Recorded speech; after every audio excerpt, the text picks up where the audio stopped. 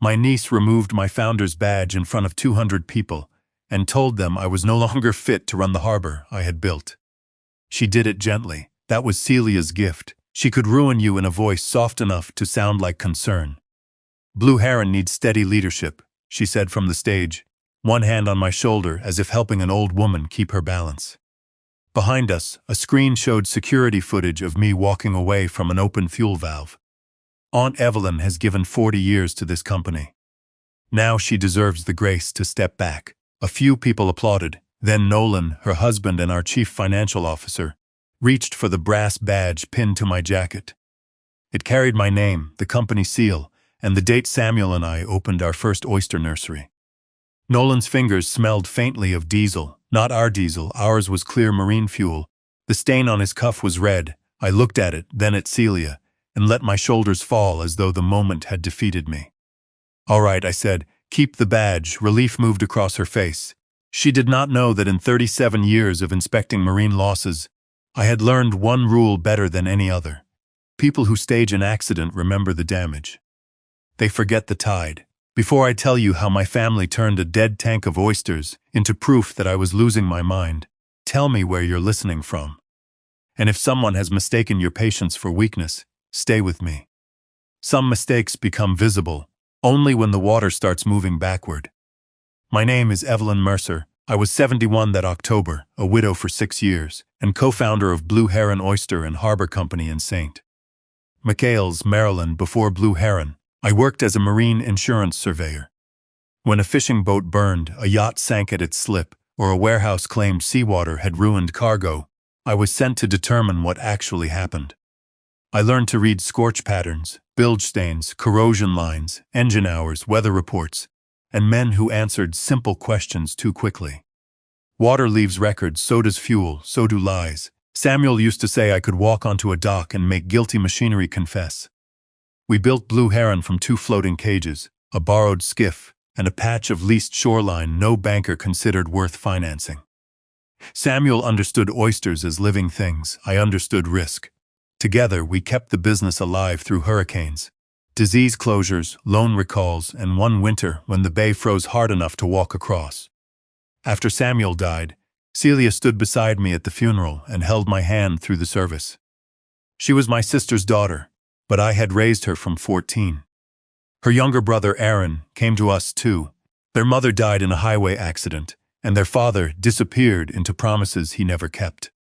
Samuel and I signed report cards, sat through orthodontist appointments, and waited awake when they missed curfew. I never called them mine. I never needed to. Celia grew into a woman who could command a room without raising her voice. She studied operations, returned to St. Michael's, and modernized Blue Heron faster than Samuel, or I could have. Aaron took over community outreach. For years, I believed that was legacy. Younger hands taking hold without dropping what you gave them. 2 weeks before the anniversary gala, I arrived at Hatchery 2 just after sunrise and knew something was wrong before anyone spoke. The pumps were running, but the building was too quiet. A healthy oyster nursery has a living sound. Water circulating, aeration lines ticking, workers calling measurements across wet concrete. That morning, everyone stood around Tank 4. Luis Ortega, our dockmaster, was kneeling beside the drain channel. He had worked with me for 23 years and disliked drama so much that he once finished securing a pier during a storm before mentioning he had broken 2 fingers. He looked up. "Don't touch the water." Inside the tank, millions of oyster larvae had settled into a pale, motionless layer, dead. The smell reached me a second later, a thin petroleum edge beneath the brine. Celia entered wearing white sneakers and a navy raincoat, her phone already in her hand. "Oh God," she whispered. Nolan followed her and stopped 3 feet from the tank. For one irrational second, I was grateful they were there. "What happened?" Celia asked. Louis rose. Intake alarm went off at 4:12. By the time Kayla checked the screens, this tank was clouding. "Fuel?" Nolan asked. "Maybe." I crouched beside the channel without touching it. A rainbow sheen trembled in the runoff. "Shut down every intake pump," I said. "Isolate the reserve tanks. Nobody disposes of anything. We sample first." Celia glanced at me. "Aunt Evelyn, maybe you should let Nolan handle the reporting." I didn't ask who should file a report. Her mouth tightened, then softened. Of course. I just don't want this falling on you. At the time I heard concern. Later, I understood it as rehearsal. For 6 hours we sealed samples, photographed valves, checked pump pressure, and traced the intake line from the bay to the hatchery floor. Nothing obvious had ruptured. No boat had reported a spill. The tide had been coming in when the alarm sounded, meaning any contaminant should have traveled from the harbor toward us. Yet the strongest sheen appeared inside the hatchery drain. That contradiction stayed with me. Near noon, Nolan handed me a preliminary incident sheet. Probably a leak in the old transfer line, he said. We've had concerns about it before. No, we haven't. He smiled as though I had forgotten something harmless. Celia mentioned maintenance flagged it last spring. I looked toward Celia. She was speaking quietly with Aaron near the loading doors. When she noticed me watching, she gave a small reassuring wave. I signed nothing.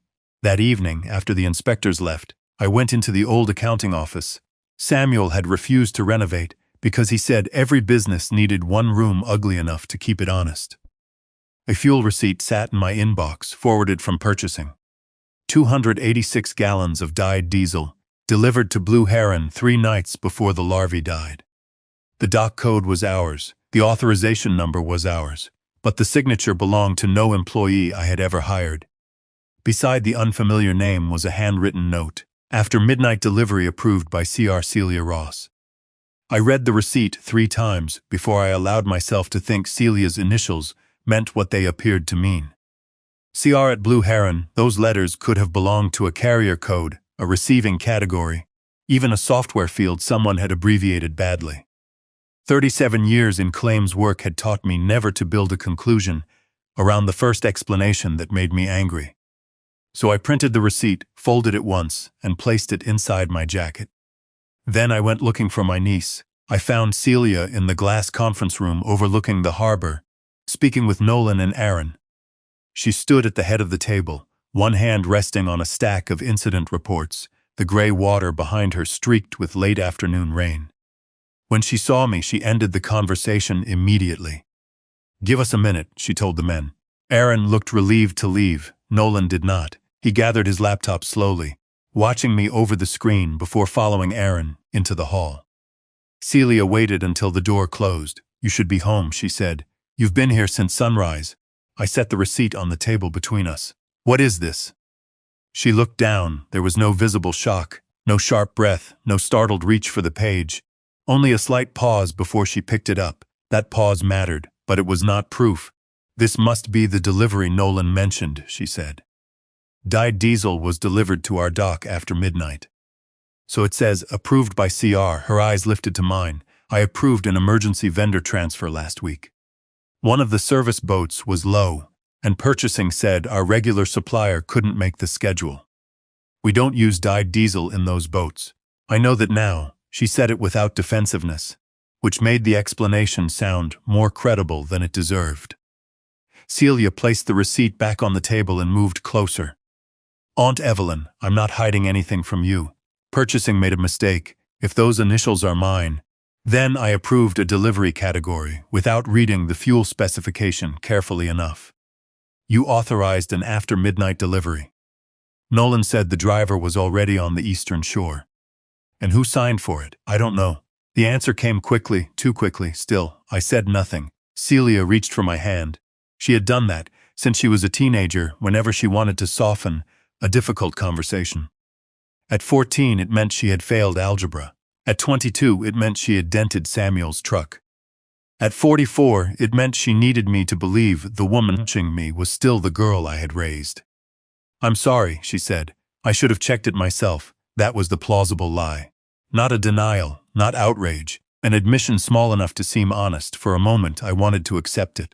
That is the part people rarely understand about betrayal. You do not resist the lie because it is convincing. You resist it because believing the truth would force you to bury a version of someone you still love. The first night Celia slept in our house, she left every light on. Her mother had died 6 days earlier. Aaron was 9 and silent. Celia was 14 and furious at anyone who spoke gently to her. She slept in the room across from ours, with the hallway light burning, the bathroom light burning, and the lamp beside her bed turned toward the wall. At 2 in the morning, I found her sitting upright under the blanket. "I'm not scared," she said. "I didn't say you were. The lights stay on." "All right." Samuel grumbled about the power bill the next morning, then replaced the hallway bulb with one that used less electricity. He never asked her to turn it off. For nearly a year, that light burned every night. Celia learned quickly after that. Too quickly sometimes. She watched adults the way other children watch television. She studied what pleased them, what irritated them, what made them give in. By 16, she could calm Heron faster than I could. By 18, she could negotiate with Samuel over curfew and leave him believing the compromise had been his idea. I admired that skill. I did not ask what she had needed it for before she came to us. Samuel loved her openly. He taught her to grade oyster shells, repair aeration lines, and read weather moving across the bay. When she went away to college, he mailed her tide charts with notes in the margins. She returned with an operations degree and a 5-year plan. Blue Heron needed modern inventory systems, she said.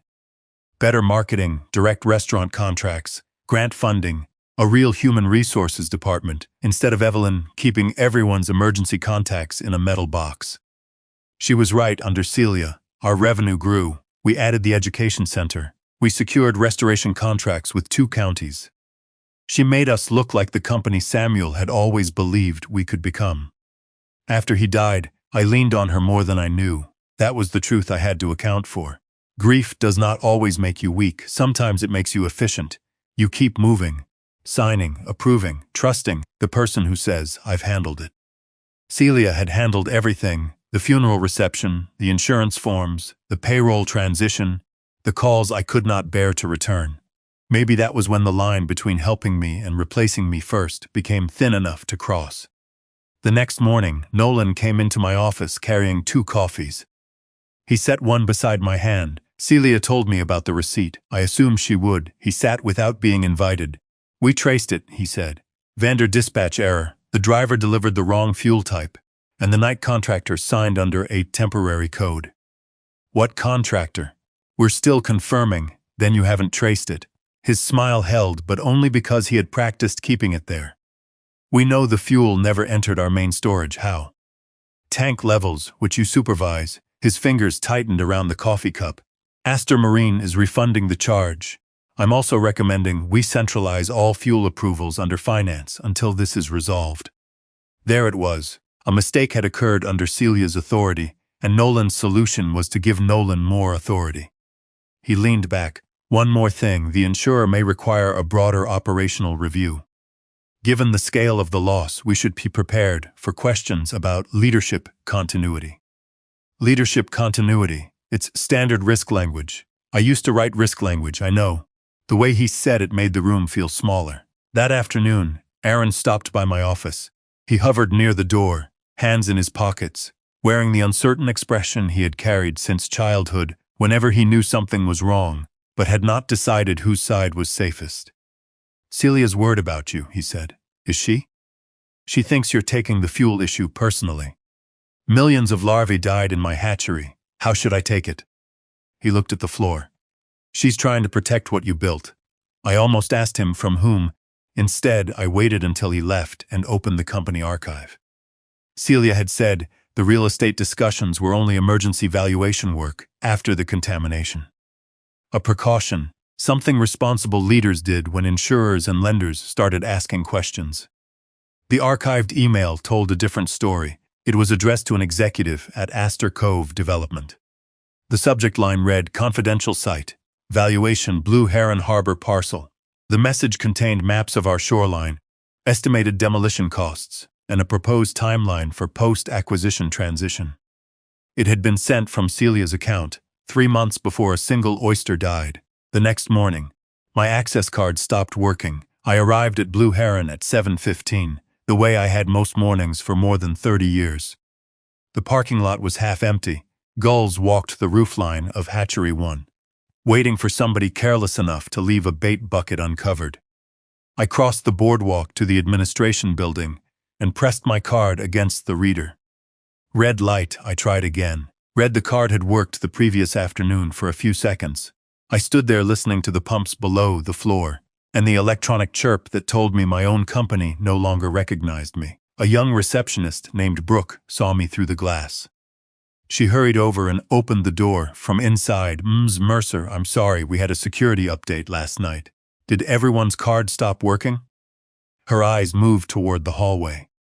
I'm not sure. That meant no. Who ordered the update? I think operations, Celia. I thanked Brooke and walked to my office. The brass nameplate beside the door was gone. The screws were still in the wall. 2 clean circles showed where the plate had protected the paint. Inside, my desk looked untouched, but the calendar beside my phone had been replaced with a printed schedule. No executive meeting, no insurance review, no hatchery briefing. I checked the shared calendar. My permissions had been reduced to view only. The 10 o'clock leadership meeting no longer showed my name among the attendees. The work of removing a person is rarely dramatic. Most of it happens through small administrative decisions that sound temporary. A badge disabled, a meeting corrected, a name moved from one list to another. By the time anyone calls it a takeover, the chairs have already been reassigned. I called Celia. She answered on the first ring. Aunt Evelyn, I was going to come find you. My card doesn't work. We had to limit access while the insurer reviews the contamination. Limit whose access? Anyone not directly involved in current operations. I looked at the blank wall where my nameplate had been. And am I no longer involved in operations? A pause. You're still founder and chair. That wasn't my question. Her voice softened. The board is worried about liability. Nolan thinks we need a clear reporting structure until the source of the spill is confirmed. Nolan thinks. We all do. That was the first time she placed the whole board between us like a locked gate. Where are the original pump logs? I asked, being digitized where? Record storage. I want them returned to the hatchery office, Aunt Evelyn. The insurer requested centralized files. Did the insurer request that my nameplate come off the wall? Silence. Then she sighed. Please don't turn this into something personal. I looked toward the harbor Samuel and I had spent our lives building. You keep saying that while removing me one piece at a time. Her tone cooled. We'll talk after the meeting I'm no longer attending. She ended the call by saying she loved me. It was not the first time someone had used those words to close a door. At 9:30, I walked down to Hatchery 2. People noticed me and then pretended not to. A maintenance worker became interested in a hose coupling. 2 technicians lowered their voices when I passed. Near the algae room, Kayla Brooks looked directly at me, glanced toward the security camera above the door, and turned away. Fear changes the rhythm of a workplace before it changes anything else. Conversations shorten, doors close more softly. Employees begin asking permission for things they handled alone the week before. Lewis was not at his usual station. His clipboard hung on its hook, but his name had been crossed off the shift board. I found Aaron near the loading bay, directing a photographer taking pictures of clean tanks for a press release. What happened to Luis? Aaron motioned for the photographer to continue without him. He's on administrative leave for what? Fuel discrepancies since when? This morning. Who made that decision? He rubbed the back of his neck. Celia and Nolan, without speaking to me. You're on leave too, Evelyn. He regretted the words the moment they came out. I saw it in the way his shoulders tightened. I'm what? Not officially, not exactly. There are not many useful meanings between those 2 sentences. He lowered his voice. Celia is trying to contain this. Reporters are asking whether the company ignored maintenance warnings. The bank wants reassurance. If leadership looks divided, people could lose their jobs. And removing me reassures them. She thinks it shows a transition plan. Do you? Aaron looked past me toward the water. His father disappeared. When he was 9, his mother died before he learned how to be angry at her for leaving. For most of his life, he had survived by staying near the strongest person in the room. When he was young, that person had been me. Now it was Celia. I think she's scared, he said. So am I. That's different. Why? He did not answer. I left him among the lights and staged photographs. Record storage occupied a narrow building behind the machine shop. It had once been a crab packing shed. Samuel converted it after a hurricane flooded our old file room. and I insisted we keep paper originals for every major operating system. Software could fail, servers could be altered, ink was stubborn, the door was locked, but my old mechanical key still worked. Inside, metal shelves ran floor to ceiling, boxes were labeled by year and department. The pump logs had been placed on a folding table beneath a portable scanner. I found the current binder on top. Its blue cover was damp at the corners, though the room was dry. I opened to the week of the contamination. Monday was complete. Tuesday was complete. Wednesday began with the midnight pressure reading, then jumped directly to 6:15 in the morning. The page between them was gone, not torn, cut. A narrow strip of paper remained caught in the binder rings, smooth along the edge as if someone had used a utility blade and a ruler.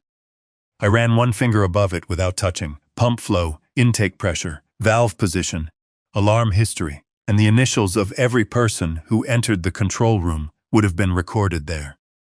6 hours, the 6 hours before millions of oyster larvae died.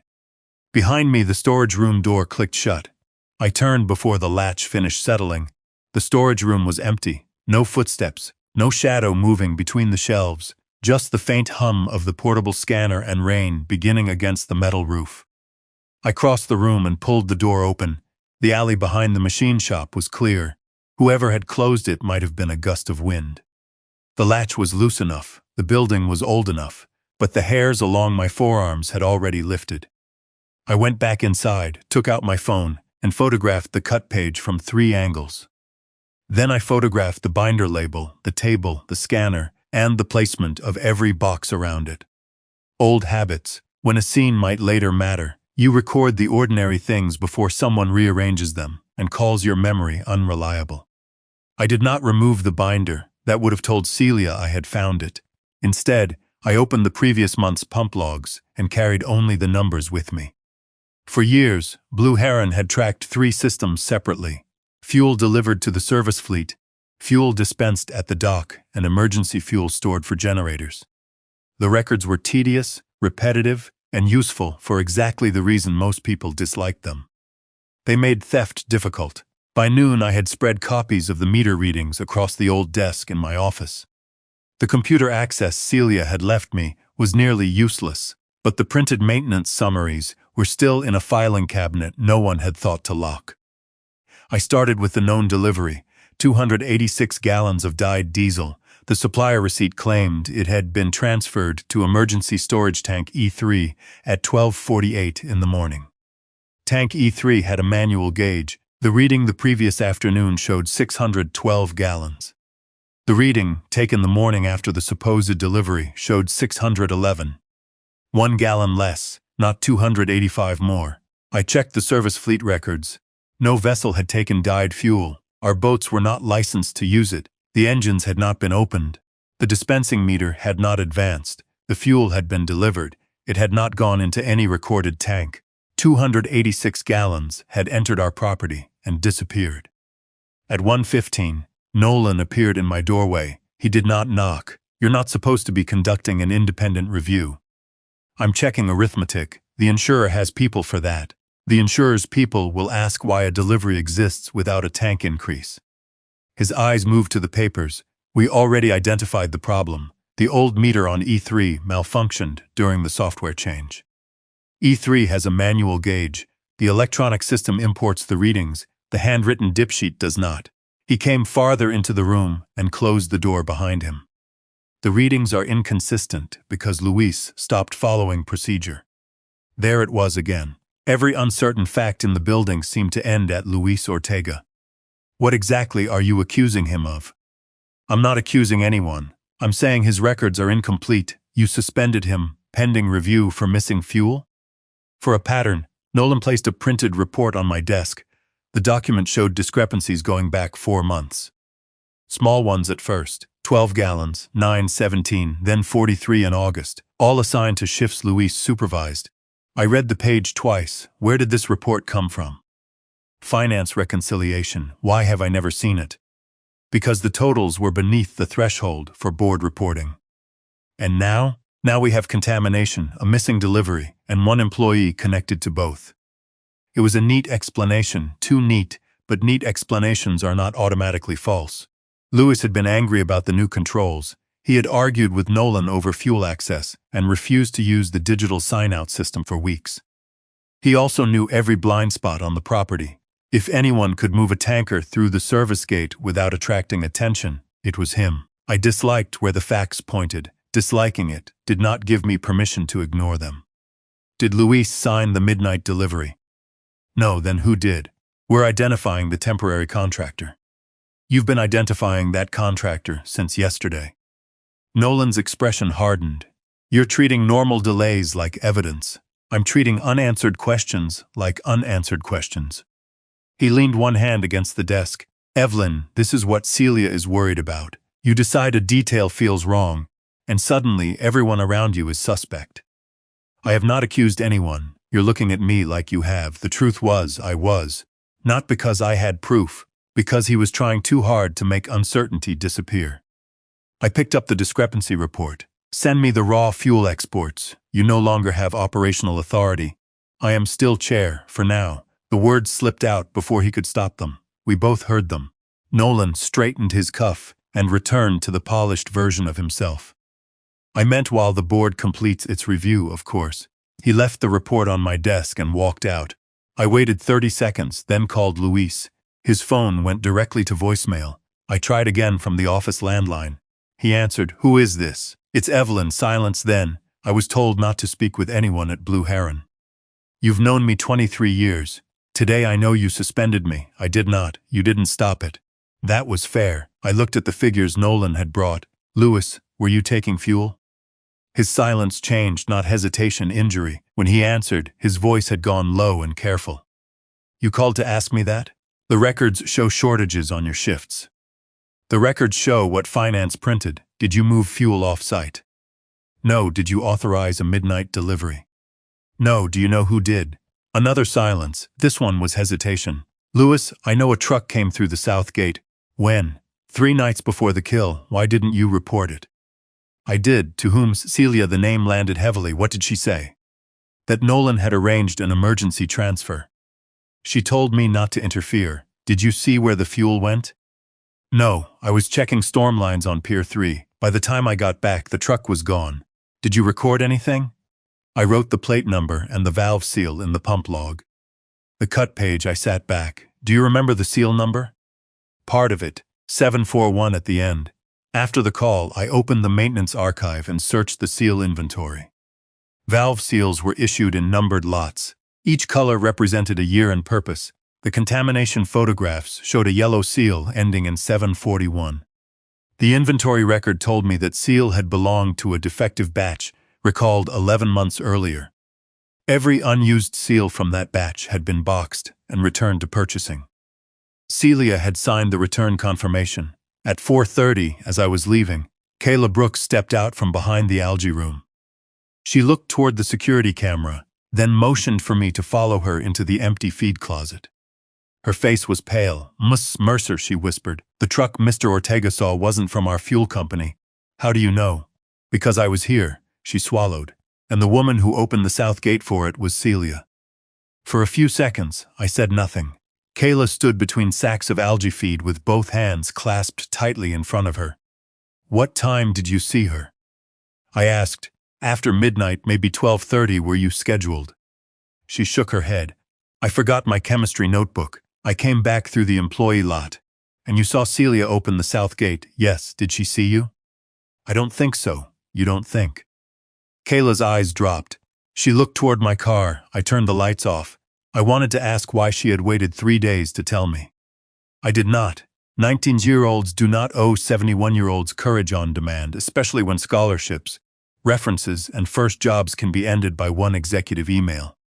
"Did you see where the truck went?" "Toward the intake road." "Did you tell anyone?" She hesitated. "Heron." That answer surprised me more than Celia's name had. "What did he say?" "He told me not to repeat it until he understood what was happening. He said rumors could close the company. There are moments when patience is wisdom. There are others when patience becomes permission. I believed I knew which kind of moment this was. I was wrong. At 8 the next morning, I entered the executive conference room with the fuel receipt, photographs of the cut pump log, the recalled seal record, Nolan's discrepancy report, and Kayla's name written on a legal pad.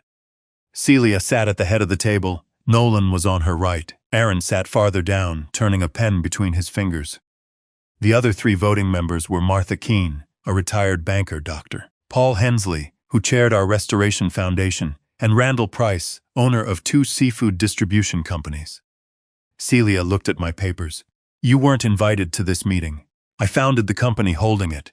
Martha adjusted her glasses. Randall stared at the table. Paul gave me the careful smile doctors use when they have already decided you are upset. Celia folded her hands. Go ahead. I laid out the sequence without raising my voice. The midnight delivery, the missing gallons, the cut log, the recalled seal, Lewis's statement. Kayla seeing Celia at the gate. For the first time since this began, Celia lost control of her face. Only for a second, then she looked wounded. Kayla said this. She did. Where is she? Working. Then we should bring her in. No. Celia's eyes sharpened. You're making an accusation based on a frightened intern. But you won't let us question her. I'm asking for an independent review. Nolan slid his chair back. This is becoming reckless. What is reckless about verifying a contaminated hatchery? What's reckless is accusing the COO of sabotage without a single authenticated document. The receipt is authenticated. It proves a delivery error. The seal was recalled. It proves someone reused old equipment. The log page was cut out. It may have been damaged during scanning. Each answer arrived ready. Not correct ready. I turned to Aaron. Did Kayla tell you she saw Celia at the south gate? His pen stopped moving. Everyone looked at him. Aaron swallowed. She said she saw someone near the gate. That isn't what she told me. She was upset. Did she name Celia? He looked at his sister, then at me. I don't remember exactly. That was the vote before the votes. Celia rose slowly. Aunt Evelyn, I need you to hear how this sounds. No, you need to answer where you were that night. I was home. Can Nolan confirm that? Her mouth parted. Then she smiled sadly. This is what I was afraid of. She touched the remote beside her laptop. The screen behind her came alive. Security footage showed Hatchery 2. The timestamp read 3:56 a.m., 16 minutes before the alarm. I appeared near the transfer controls wearing the canvas coat I kept in my truck. On the video, I bent over the valve manifold, turned something, checked my watch, and walked away. The camera remained fixed on the valve. A small indicator light changed from green to amber. No one spoke. I had been there that morning. I remembered checking the saltwater pressure after Luis called about an unstable gauge. I remembered closing the bypass valve before I left. The footage showed my hand moving in the right place. It did not show whether I opened or closed anything. Where is the rest? I asked. That is the full relevant segment, Nolan said. Play the 10 minutes before it. The archive has already been exported to the insurer. Then play the original. Celia's voice became gentle. Aunt Evelyn, you told me yesterday you had not been in the control room before the alarm. I said no such thing. I did not. Paul Hensley leaned forward. Evelyn, is it possible you forgot? The question entered the room and changed its temperature.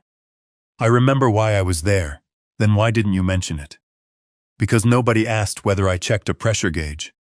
Celia looked down, as though this hurt her too much to witness. You also told Nolan there had never been maintenance concerns about the transfer line. We found 3 emails where Samuel raised corrosion issues. Samuel died 6 years ago. The line was isolated after his second email. Do you have proof? In the maintenance archive, Nolan opened a folder. The current file contains no isolation certificate. The cut log, the missing nameplate, the removed meetings. I finally saw the shape of what they were doing. They were building a version of me, forgetful, emotional, grieving, unsafe. Celia addressed the board. I move that Evelyn be placed on immediate medical and administrative leave, pending a competency evaluation and completion of the environmental investigation. I second, Paul said. Martha voted yes. Randall stared at me before whispering yes. 3 votes, enough. Aaron did not look up. Celia came around the table and stopped beside me. This is temporary, she said. Please let us protect you. I gathered my papers at the door. Nolan handed me a sealed envelope. Inside was the leave resolution and an environmental compliance report submitted under my name. It stated that I had personally inspected the transfer system 2 days before the contamination and found it safe. At the bottom was my electronic signature. The approval timestamp was 2:14 a.m. I had been asleep at home, and according to the access log beneath it, the report had been sent from Nolan's office. I did not confront Nolan about the report. That was the first intelligent decision I made after 5 days of reacting exactly when Celia expected me to. I carried the envelope to my truck, placed it on the passenger seat, and drove home without calling anyone. Not Aaron, not Luis, not even Jonah Reeves, the maritime attorney Samuel and I had used for difficult contracts. At the house, I made tea I did not drink, and sat at the kitchen table until the light faded over the creek. The report lay in front of me. My electronic signature looked perfect. That bothered me more than a poor imitation would have. A forged handwritten signature requires someone to study the shape of your name. An electronic approval requires something simpler and more dangerous. Access, a password, a device, or an administrator willing to make a record say whatever was needed. I had spent most of the morning trying to prove that Celia and Nolan were lying. In return, they had shown the board a version of events in which I looked unstable, forgetful, and angry at the people attempting to help me. Facts alone were not going to save me if they controlled the order in which those facts were seen. I thought about the insurance investigations I had handled early in my career. The hardest fraud cases were never the ones where a man burned his own boat and disappeared. Those were crude. The difficult ones involved a respectable owner who reported every detail promptly, supplied organized records, and appeared wounded by the suggestion that anything was wrong. You did not catch that kind of person by demanding the truth. You let him become comfortable with the lie. The following morning, I called Celia. She answered cautiously. "Aunt Evelyn, I owe you an apology." The silence on her end lasted long enough for me to imagine her sitting straighter. For what? For yesterday, I should not have brought accusations into the boardroom before I had complete information. Her breath left slowly. "I know you were scared. I was. It was true, which made the performance easier. I haven't been sleeping well," I continued. "Since Samuel died, I sometimes push harder when I feel control slipping." "You don't have to explain, I think I do." I made my voice smaller, not weak, merely tired. "I'll cooperate with the evaluation." Celia did not answer at once, then warmth returned to her voice. "I'm relieved to hear that. I want Blue Heron protected. That's all I want, too. There are lies people tell to deceive you, and lies they tell because they need to hear themselves say them." Celia sounded like the second kind. "I may come by later," I said, "only to collect personal things. I'll make sure your card works for the front office. Not the hatchery, not the records building, just enough access to make the removal look humane." When I arrived at Blue Heron after lunch, Brooke met me with the sympathetic smile of someone who had been given instructions.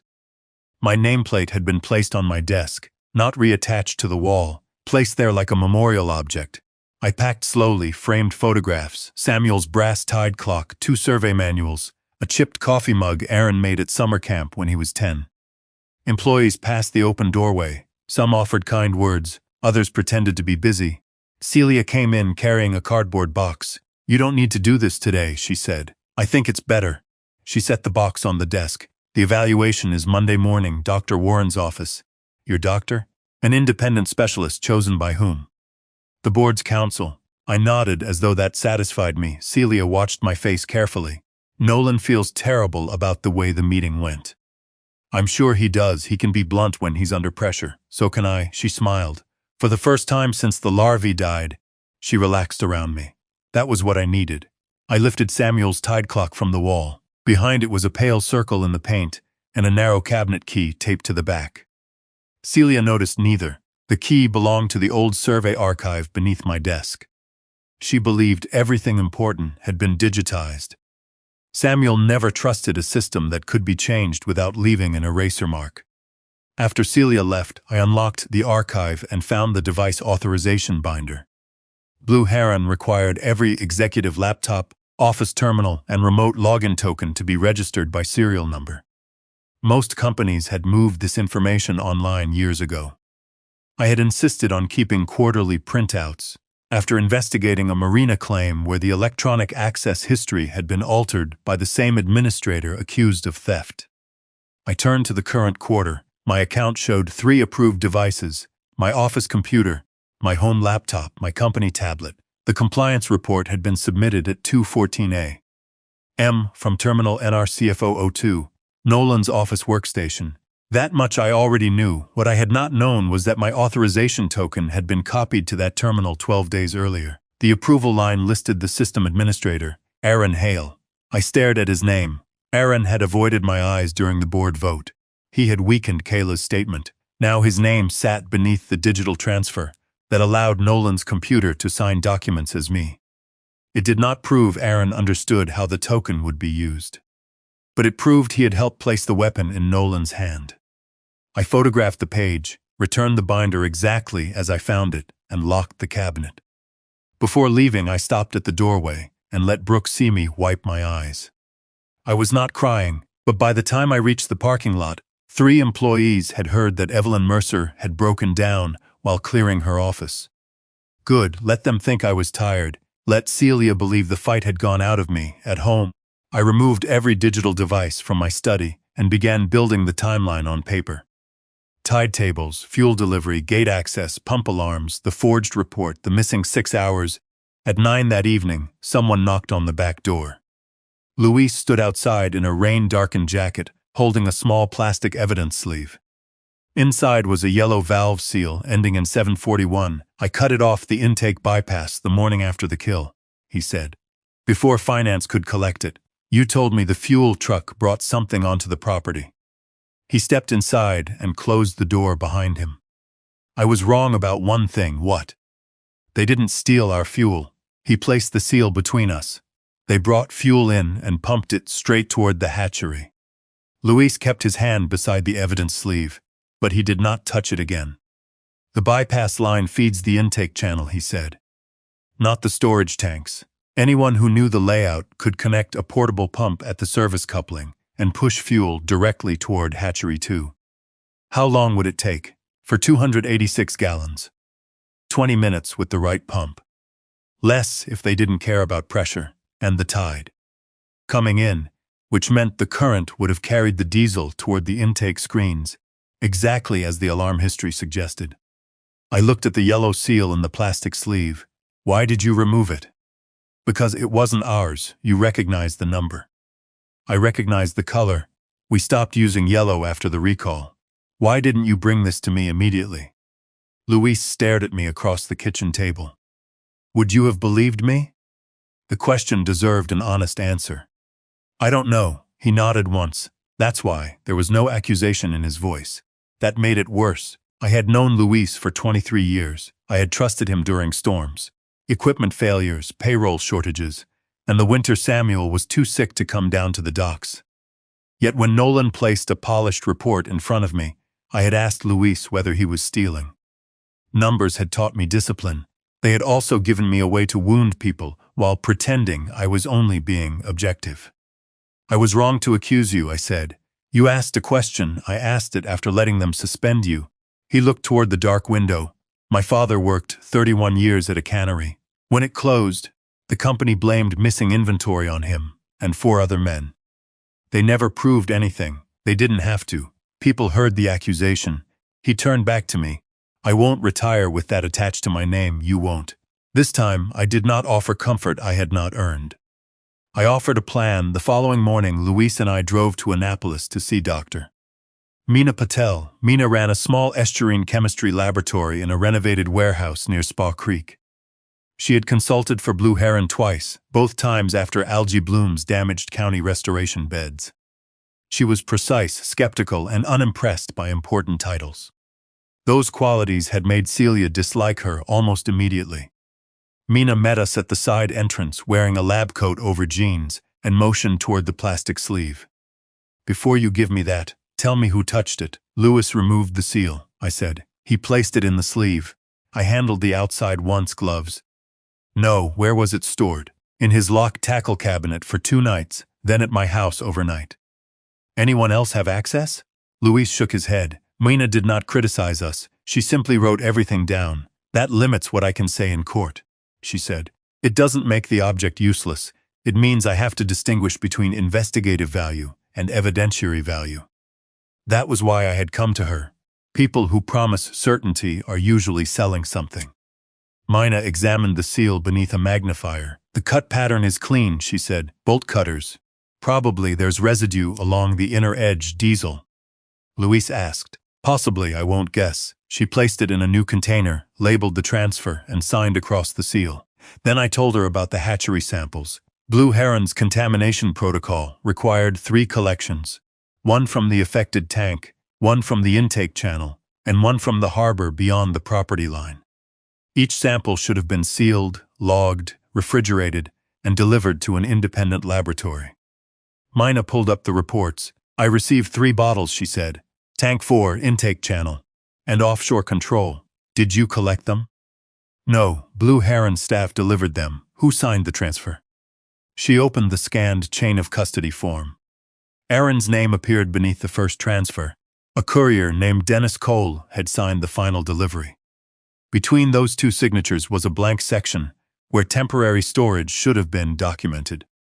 How long were the samples unaccounted for? I asked. According to the timestamps, 1 hour and 46 minutes. Luis muttered something in Spanish. Is that enough time to replace them? I asked. Mina looked at me over the top of the form. It is enough time to drive across town. Change bottles, rewrite labels, or do absolutely nothing. A gap tells us control was lost. It does not tell us what happened during the gap. Can you retest the samples? I still have retained portions. She led us through a secure door into the laboratory. The room smelled faintly of salt, plastic, and solvents. Instruments lined the counters. In a refrigerated cabinet, Mina retrieved 3 small vials marked with Blue Heron's case number. She placed them side by side. The original analysis showed petroleum hydrocarbons in the tank sample and intake sample, she said. The offshore control was reported as clean. That supports a source near our property. I said, yes, but your call last night gave me a reason to look again. She brought up 3 chromatograms on a monitor. To me, they looked like uneven skylines, clusters of peaks rising and falling across a white field. Mina pointed to the first 2. This is the tank sample. This is the intake sample. Similar profiles would be expected if the contamination traveled through the intake. She moved to the 3rd. The offshore control contains much lower concentrations, but it also contains the same additive markers. I thought the control was clean. It was below the reporting threshold used in the first report. Below threshold does not mean absent. Luis leaned toward the screen. What kind of markers? Solvent additives and dye-related compounds associated with off-road diesel. The precise blend varies by distributor and batch. Can they all come from the same delivery? I asked. They can. Can you prove that? Not yet. Mina enlarged several peaks. What concerns me is not merely that all 3 contain related compounds. It's how closely the ratios match. She printed the graphs and laid them across the counter. Samples collected from 3 locations at different times should show some environmental variation. Evaporation, dilution, microbial activity, contact with sediment. These profiles are unusually uniform. How uniform? She considered the question before answering. Uniform enough that I do not believe these were 3 independent environmental samples. The room seemed to narrow around the words. Luis looked at me. I looked at Aaron's signature on the chain of custody form. What do you believe they are? I asked. Mina tapped the 3 graphs. Either the sampling was catastrophically incompetent, or someone divided material from the same contaminated source among multiple bottles. To make the spill look widespread, I said, or to control the story of where it began. She returned the retained vials to refrigeration. I can perform isotope and additive analysis, but I need untouched reference material from the intake system, the delivery source, or the vehicle involved. The truck is gone, Luis said, and Blue Heron controls the site. I added. Mina closed the refrigerator door. Then your immediate problem is not chemistry. What is it? She placed the chain of custody form in front of me and pointed to the missing hour and 46 minutes. Your samples did not become unreliable inside my laboratory. Her finger moved from Aaron's signature to the blank section. They were compromised before they ever reached me. The closure order arrived before we made it back to St. Michael's. Celia called while Luis was driving across the Bay Bridge.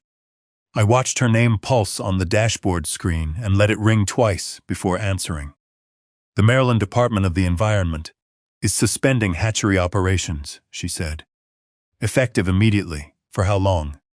21 days, pending containment review and source verification. Lewis tightened both hands on the steering wheel. What areas? I asked. All larval production, intake use, seed distribution, restoration shipments, everything that mattered. Blue Heron could still keep the office lights on. We could still answer phones, issue statements, and hold meetings about resilience. We could not produce oysters. A hatchery does not pause cleanly. Larvae do not wait for lawyers. Restaurant contracts do not understand investigations.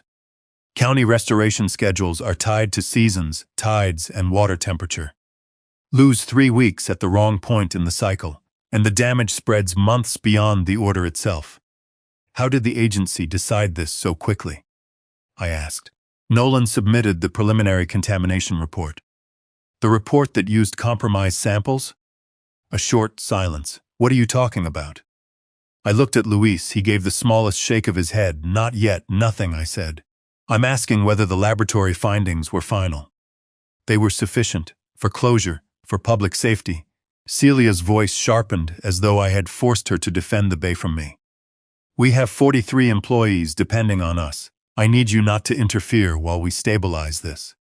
I am not the one who closed the hatchery. No, but your leadership will be part of the review. She ended the call. By the time we reached Blue Heron, the main gate was crowded. Employees stood in small groups beneath the drizzle. A local television van had parked across from the education center. Someone had taped the state order to the glass doors, where the paper fluttered each time people entered. Temporary suspension of aquaculture operations. The words were printed in black.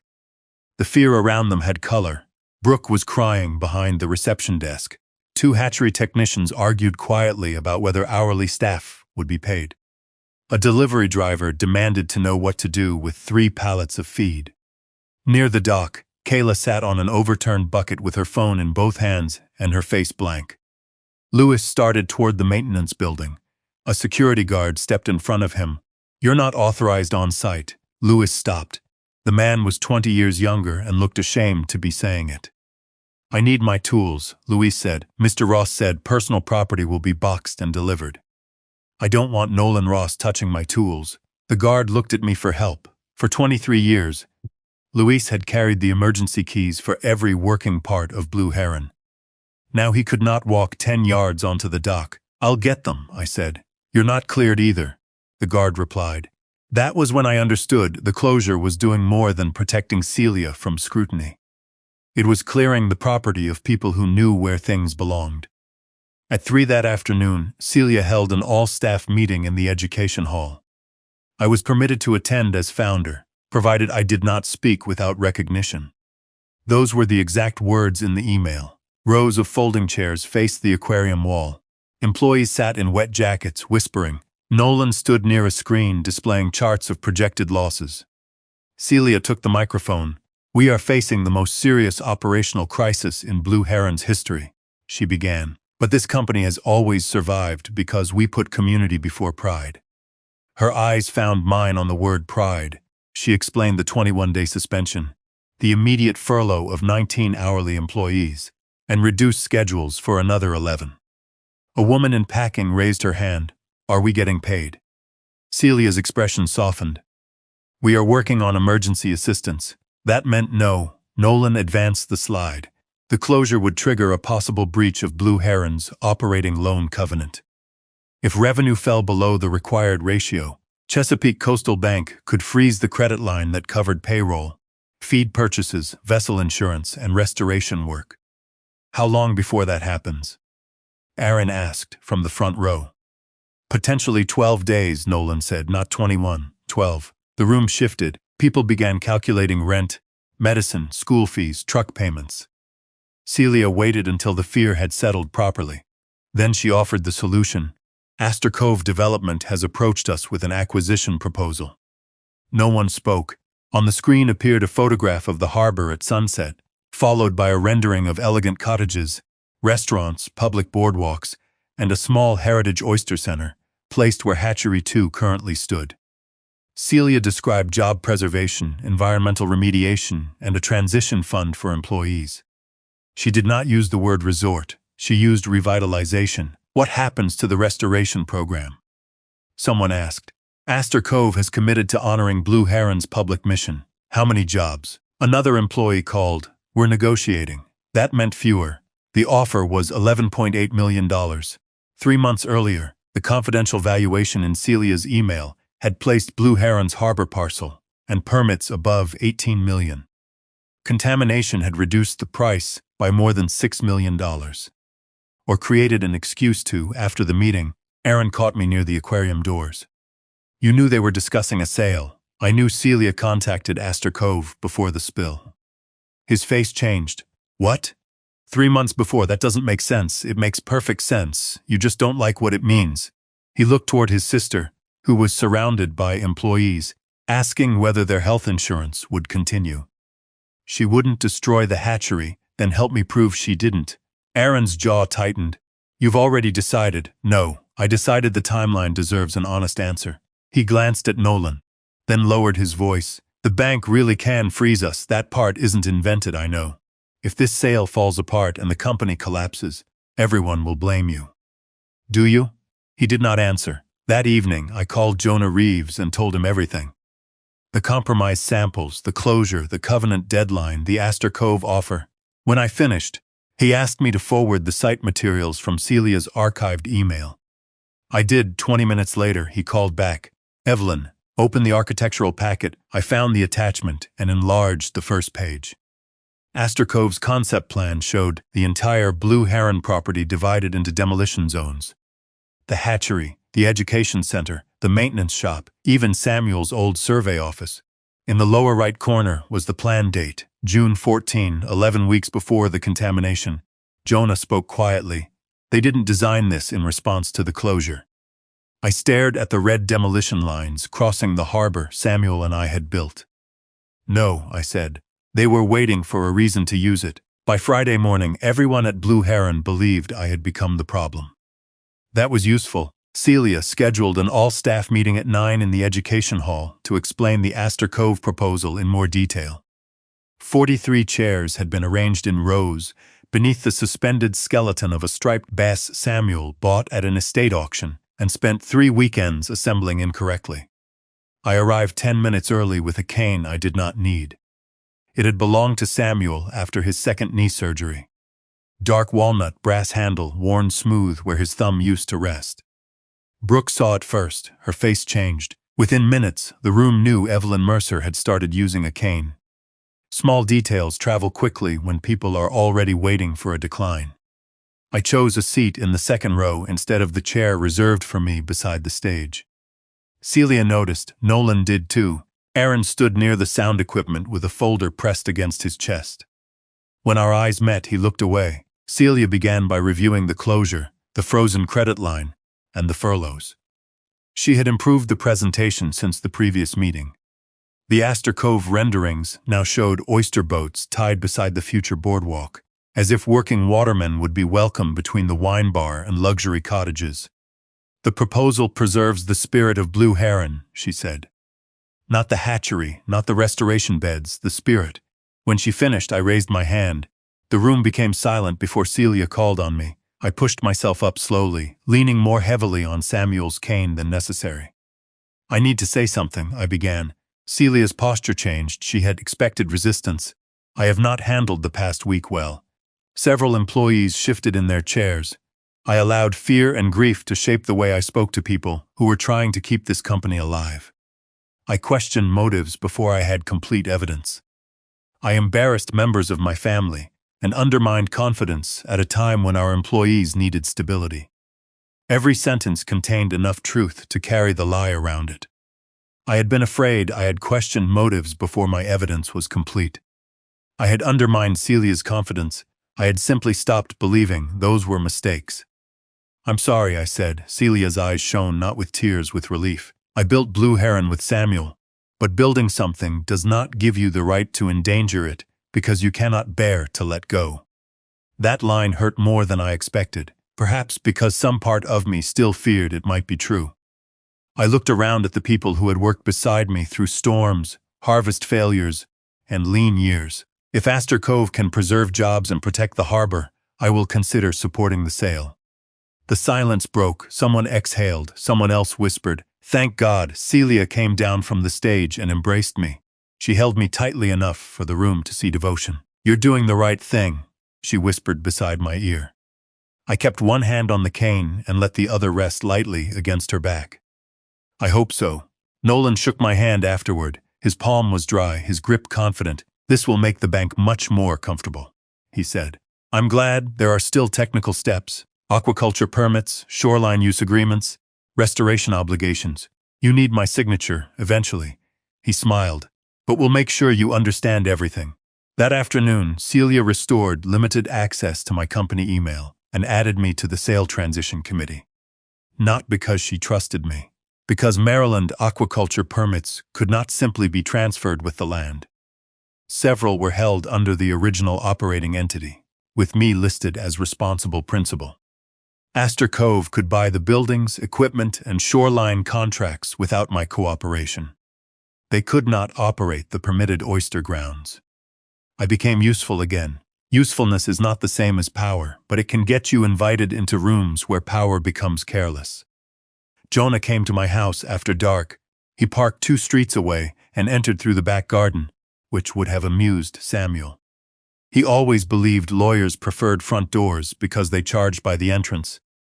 We spread the Astor Cove draft agreement across my kitchen table. Jonah tapped 3 blank sections. "They expect you to certify that all known environmental facts have been disclosed." "I won't sign that. You won't sign first." He turned another page toward me. "If the transaction depends on your permit transfer, we can require current officers to certify the source of the contamination, the accuracy of the insurance submission, and the absence of undisclosed financial interests." Celia and Nolan, and every board member who approved the sale, why would they agree? "Because they'll think you're protecting yourself." He began making notes. "We frame it as an indemnity issue. You're an elderly founder worried about personal liability. You want their written assurance before you transfer anything. Elderly, you brought a cane to work. I'm 71, not a museum exhibit." Jonah smiled briefly. "Today, the distinction is helping us. We worked for 2 hours. The structure was simple enough to sound harmless. Before I signed the permit transfer, Blue Heron's managing officers would certify under penalty of perjury that the contamination resulted from accidental failure of the old transfer line. All samples submitted to regulators and insurers were authentic. No officer had financial interests outside the disclosed purchase price. No company asset had been intentionally destroyed, concealed, or removed to increase an insurance recovery. Jonah also drafted a clause requiring the insurance proceeds to remain in escrow until the environmental investigation closed. "That will worry Nolan," I said. "Good, and if he refuses? Then we learn what frightens him." The next morning, I returned to Blue Heron for the first transition meeting. Celia gave me a seat beside her. She spoke patiently, explained charts I understood better than she did, and praised my willingness to place the future above personal pride. Nolan distributed a proposed inventory loss schedule. According to the claim, every viable larval batch in Hatchery 1 and Hatchery 2 had been destroyed or rendered unusable. I knew that was not true. 2 reserve tanks in the North Nursery had tested clean after the spill. Lewis had isolated them before he was suspended. Their larvae represented only a fraction of the season's production, but they were alive. After the meeting, I remained in the conference room, pretending to organize my papers. Nolan and Celia stepped into the hall. The door did not close completely. "We need the North Nursery cleared before the adjuster returns," Nolan said. Celia answered too quietly for me to catch every word. Then Nolan spoke again. "The claim says total loss. If those tanks survive, the numbers don't hold. What do you want me to do?" Celia asked. "Authorize disposal tonight." My hand stopped above the papers. Those larvae were not contaminated. They were not evidence of a disaster. They were evidence that the disaster had been exaggerated. Celia was silent for several seconds. Then she said, "Do it before Evelyn comes back tomorrow." I did not move until Celia and Nolan had walked away. The conference room door settled shut behind them, and the building returned to its ordinary afternoon sounds. Air conditioning, distant pumps, a cart rolling across the hatchery floor. Authorized disposal tonight. I gathered my papers slowly. If I hurried, someone might remember seeing me hurry. I left through the front entrance, leaned on Samuel's cane while crossing the parking lot, and drove toward town. At the first traffic light, I called Luis from the hands-free system. "Where are you?" "My house. Can you reach the North Nursery without using Blue Heron's main gate?" A pause. "By water. How soon?" 40 minutes. Bring the work skiff and clean transport totes." "What happened?" "They're destroying the reserve larvae tonight." His answer came without hesitation. "I'll call Mina." "No, I'll call her. You contact Captain Ellis at Shoreline Aquaculture." Captain Rebecca Ellis operated a smaller hatchery 8 miles across the creek.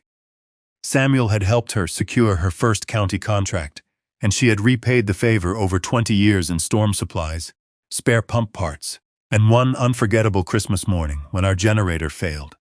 "She won't ask questions," Louise said. "She needs to ask enough to protect herself. Tell her the larvae may become evidence and must be isolated." I called Mina next. She listened without interrupting. "Moving livestock can damage chain of custody," she said. "Leaving it there guarantees destruction." Agreed. Photograph every tank before transfer.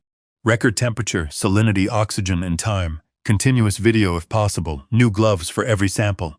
Do not use Blue Heron containers unless they're sealed. "Can you meet us?" "I'll bring sterile bottles and transfer forms." I turned toward my house. "What about regulators?" "Jonah should notify them after the stock is secure. If you warn the company first, they may accelerate disposal." That was the difference between an emergency and an investigation. In an emergency, you acted to prevent loss. In an investigation, every action created a question someone might later use against you. By 7:30, darkness had settled over the creek. Luis brought his personal skiff to the public landing.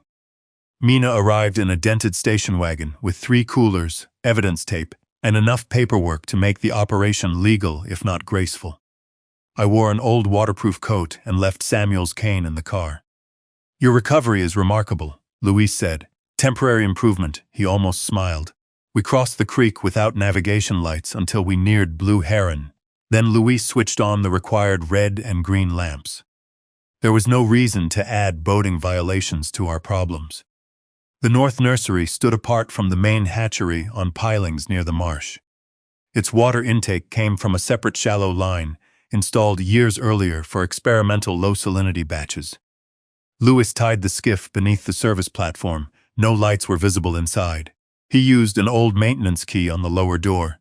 It did not turn. "They changed the lock," he whispered. Of course they had. Mina looked toward the dark shoreline. "Can we access the tanks from the intake deck?" "There's an exterior sampling hatch," Luis said.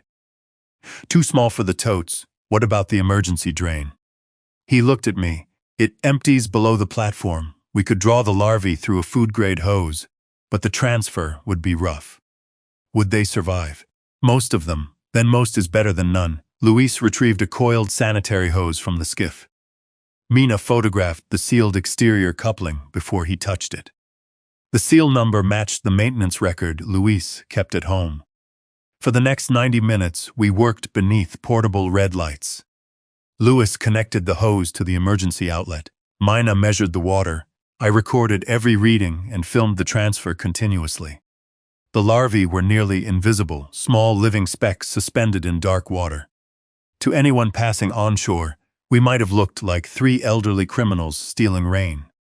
By 10:15, 6 sealed totes were aboard the skiff. Mina retained water samples from both tanks. Luis replaced the coupling and applied a numbered temporary seal from Mina's kit. As we pushed away from the platform, headlights moved along the intake road. A vehicle stopped beside the nursery. 2 people got out. Even at that distance, I recognized Nolan's height and the pale line of Celia's coat. They entered through the upper door. Luis kept the engine low as we crossed into darkness. Behind us, the nursery lights came on. We delivered the larvae to Shoreline Aquaculture at 11:20. Captain Ellis had prepared an isolated circulation system and signed every transfer document Mina placed in front of her. "What am I protecting?" she asked. "Living evidence," I said. She looked into the totes. "Then I'll keep it alive." Jonah joined us by phone shortly after midnight. I told him what I had heard and what we had done. When I finished, he was quiet. This changes the nature of the case, he said. It was already sabotage. Now we have possible destruction of evidence tied to an insurance submission. How large is the claim? I was going to discuss that with you tomorrow. Discuss it now. Paper shifted on his end. Blue Heron filed a business interruption and contamination claim for $4.2 million. Lewis looked at me. Mina stopped writing. Jonah continued. The submission states that all commercially viable larvae were destroyed. Both hatcheries were contaminated, and the old transfer line failed because required maintenance was deferred under your supervision. They blamed the entire loss on me. Yes, the North Nursery was clean, which means the total loss declaration was false when submitted. I thought of Nolan ordering the larvae destroyed because the numbers did not hold. The reserve stock was not merely inconvenient. Its survival proved the insurance claim had been inflated from the beginning. Who signed the claim? I asked. Nolan as CFO, Celia as acting chief executive, and the technical loss certification. Another pause. You did. My hand tightened around the phone. No, I know. Jonah emailed the document while we were still standing beside the temporary tanks. The certification bore my electronic approval and stated that I had personally confirmed contamination across all larval systems. The timestamp was 3 days after the board placed me on leave. After my access card had been disabled, after Celia publicly told employees I was no longer involved in operations. Can you trace where the approval originated? I asked. I asked a forensic consultant to inspect the file metadata. The document loaded on Mina's laptop. At the bottom of the metadata report was the source device. Not Nolan's office terminal, not Celia's laptop. A communications workstation registered to Aaron Hale. Aaron's workstation number sat on Mina's screen like an accusation. Column 4. I knew the machine. It was in the small communications office beside the education hall, the room where Aaron edited grant videos, prepared press releases, and managed Blue Heron's social accounts. He had used that computer to send an insurance certification in my name. Or someone had used it through him. Those were not the same, and I needed to remember that before I spoke to him. I'm going home, I told Luis and Mina. Luis looked at the screen. To call him? To give him one chance to explain before I decide what he is. I drove back to St. Michael's after 1 a.m. The roads were nearly empty, and the dark fields on either side of the highway looked flat enough to walk across.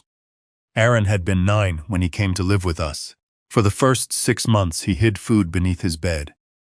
Crackers, apples, sandwiches wrapped in napkins. Samuel found them while repairing a loose floorboard. He did not confront the boy.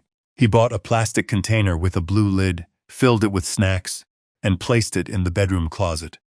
Everyone should know where the next meal is coming from, he told me. Aaron stopped hiding food. Eventually, he never stopped preparing for the possibility that security could disappear. Celia gave him security now, a job, a title, a place beside her. I wondered what he had agreed not to see in order to keep it. I called him at 7 the next morning. We need to talk. His voice was thick with sleep. About what? Come to Samuel's old boathouse. 8 o'clock alone. Evelyn, alone. Aaron. He arrived 12 minutes late wearing yesterday's clothes. The boathouse stood at the end of my property. Gray boards, leaning slightly toward the creek. Samuel had kept survey gear there after retirement. I had already placed the insurance certification, metadata report, and device authorization page on the workbench. Aaron saw the papers and stopped. What is this? You tell me. He picked up the metadata report. His face changed before he reached the second line. I didn't sign this. The file came from your workstation. I send hundreds of documents from that computer. This one carried my authorization token. He put the page down too carefully. Celia asked me to upload a claim package. When? The day after the board meeting. Did you read it? No, why not? She said Nolan's insurance team had approved everything. And the electronic signature. She gave me a flash drive with the files already completed. A flash drive. Aaron pressed both hands against the edge of the workbench.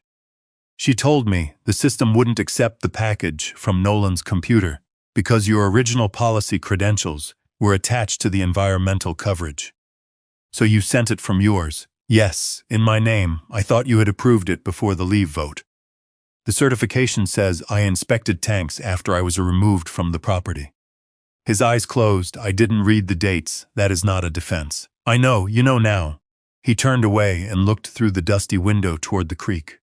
You think I wanted this? I think wanting has become a convenient word in this family. He flinched. I regretted the cruelty, but not enough to take it back. Did you know the North Nursery was clean? I asked. No, did you know Nolan ordered the larvae destroyed?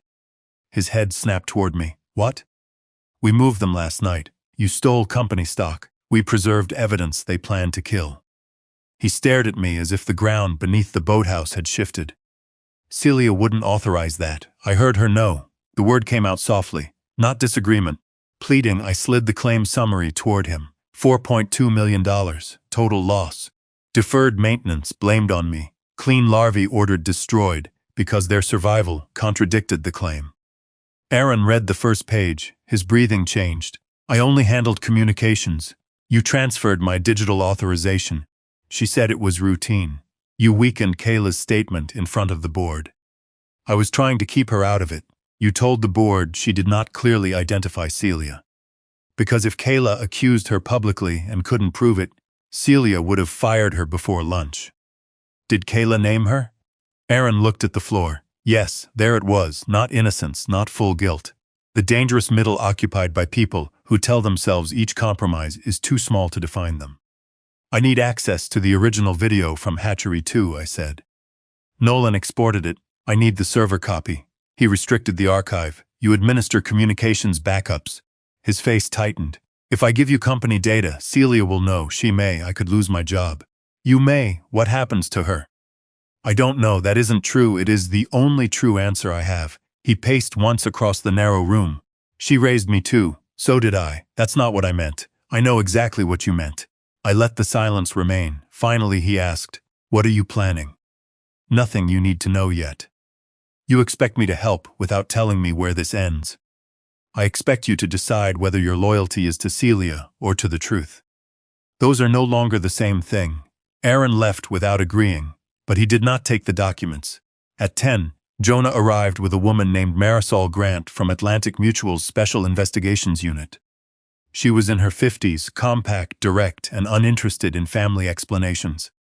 She reviewed the claim, Mina's preliminary findings, the authorization records, and the documentation of the rescued larvae. This is enough for us to open a formal internal investigation, she said. It is not enough to accuse the officers publicly. What do you need? I asked. Original server files, unaltered gate records, proof connecting the fuel delivery to a person with authority. And a clean chain linking the false loss statement to someone who knew it was false. We have their signatures. You have signatures on a claim they can blame on staff error. Nolan ordered evidence destroyed. You heard him through a door, so my word is not enough. Your word is useful. It is not the same as corroboration. I respected her for saying it. Jonah spread his draft certification clauses across the workbench. Then we let them sign again, he said.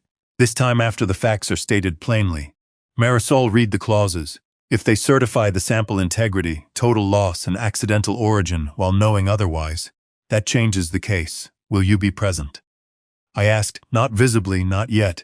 We spent the next hour assigning what each person could lawfully obtain. Mina would complete the additive comparison. Luis would reconstruct the seal inventory from union and supplier records. Jonah would revise the transaction documents. I would remain cooperative, tired, and eager to retire. Heron remained the uncertain piece. Without the original server files, Celia and Nolan could still claim that every suspicious document had been created by a careless communications employee. At 2 that afternoon, my phone rang. Celia sounded almost cheerful. Good news, she said. Astor Cove has resolved the bank objection. What does that mean? We don't have to wait until the end of the month. The Harbor Commission agreed to move the public hearing and conditional signing forward. How far? Next Thursday, I looked at Jonah. Our carefully built timeline had just lost 10 days. Celia continued, by this time next week, Aunt Evelyn, all of this can finally be over. 10 days disappeared, with one phone call. Next Thursday gave us 6 working days to turn suspicion into something Celia and Nolan would sign with their own hands. Jonah pulled the sale agreement toward him and began crossing out language with a fountain pen. Acceleration creates pressure, he said. Pressure creates mistakes, or it crushes the people already behind. That too, Marisol remained at the workbench, reading the insurance clauses line by line. We cannot draft this to trick them, she said. The statements must be clear enough that a reasonable person understands exactly what is being certified. I don't want a trick, I said. I want a choice. They already made their choice, Jonah said. No, they made choices in private. I want to see what they choose when the truth is written plainly in front of them. By evening, Jonah had built the transaction conditions around my aquaculture permits. I would agree to transfer my responsible principal status only after Blue Heron's current officers certified that the contamination originated from accidental failure of the old transfer line, that every sample submitted to regulators and insurers was authentic, that no viable stock had been destroyed or excluded from the insurance claim, and that no officer, relative, or affiliated company would receive compensation outside the disclosed purchase price. The insurance proceeds would remain in escrow. Any undisclosed side agreement would void the permit transfer. The language was not dramatic. Good legal language rarely is. It closed doors quietly. Celia called the next morning after Jonah sent the revised conditions to Blue Heron's counsel. Aunt Evelyn, these demands could delay the sale. I thought the sale was protecting everyone. It is, then accurate statements should not delay anything. Nolan says the escrow requirement may concern the bank. I'm concerned about being sued after retirement. You won't be. Then put that in writing. She went silent. Finally she said, we'll review it. At noon, Nolan called. If you cooperate, Astor Cove is prepared to provide you with a lifetime consulting stipend. How much? $75,000 a year for what? Founder relations, public appearances, historical guidance, to stand near the harbor and make the cottages look authentic. He laughed as if I had made a joke. You deserve security. I have security, not if the company enters default. There it was, the reminder beneath every offer: accept their version of safety, or become responsible for everyone's fear. I'll sign when the officer certifications are complete, I said. You are creating personal exposure for Celia. Only if the statements are false. His breathing changed.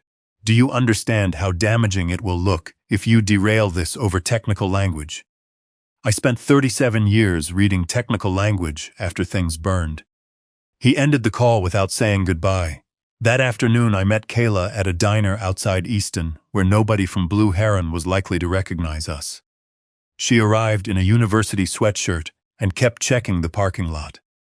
I shouldn't be here, she said. You can leave. I didn't say I was leaving. Celia asked whether I spoke to you, she said. She reminded me Blue Heron funds part of my scholarship and writes my evaluation. Then she said false accusations can follow a person for years. Celia had learned how to threaten people without using a threatening word. I will not ask you to accuse her publicly, I said. Then why did you come? I need you to decide what you are willing to say truthfully. I saw her open the gate. Would you sign that statement? Her eyes filled, though no tears fell. If Blue Heron closes, my father loses his job. He works in packing. I had not known. Every line in this case crossed someone who could not afford to stand where it led. You do not owe me your family's income, I said. Then you don't need my statement. I need it, but I will not turn your fear into another tool. She stared through the window. I need 2 days. You have them. When I returned home, Luis had left a padded envelope in my mailbox. Inside were copies of union maintenance records, showing every recalled yellow seal had been returned to purchasing. The final return sheet carried Celia's signature. A handwritten inventory note showed one box later reissued under an emergency exception. The authorizing officer was Nolan. One more link, still not enough by itself. That night, Aaron called. I can get you the server back up, he said. When? I didn't say I would. Then why are you calling? Because Celia asked me to delete the archived communications folder after the hearing. Did she say why? She said Astor Cove's privacy rules require a clean migration. And you believe that? No, meet me tomorrow. I need to think. You have been thinking for days. She's my sister. And I am the woman whose name you used. He hung up. The following morning, Celia invited me to Blue Heron's counsel's office for a family resolution meeting. She and Nolan sat across from me with their attorney. Jonah was beside me. My certification conditions had been accepted with minor wording changes. Nolan signed the preliminary acknowledgement. Celia signed after him. For the first time, I saw irritation beneath her control. "Now we need one protection of our own," she said. Her attorney placed a new document in front of me. The title read, "Acknowledgement of Capitis Concerns and Voluntary Waiver of Future Challenge." If I signed, I would agree that recent memory lapses had affected my judgment, and that the board's actions, including the sale, were reasonable responses to my declining capacity. Celia leaned forward. "You want us to certify our conduct, we need you to certify yours." Jonah's hand moved toward the document. I stopped him. At the bottom, beneath my signature line, was a second clause I had not expected. If I refused the competency waiver, Celia could petition the court for emergency control of my aquaculture permits before Thursday's hearing. She had turned my own signature into a countdown.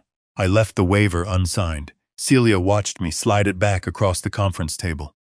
"You understand what happens if you refuse," she said. "I understand what the document says. That isn't the same thing." Her attorney shifted in his chair. Jonah remained still beside me, one hand resting on his closed notebook. Celia leaned closer. "We are trying to avoid humiliating you in court by asking me to sign a statement saying I am confused. By asking you to acknowledge what the board has already witnessed." I looked at the woman I had raised and allowed my expression to soften. "Not surrender, uncertainty. I need time to read it again. You've had 20 minutes. I'm slower than I used to be." The irritation in her face disappeared. That was the first sign the performance had worked. She glanced at Nolan.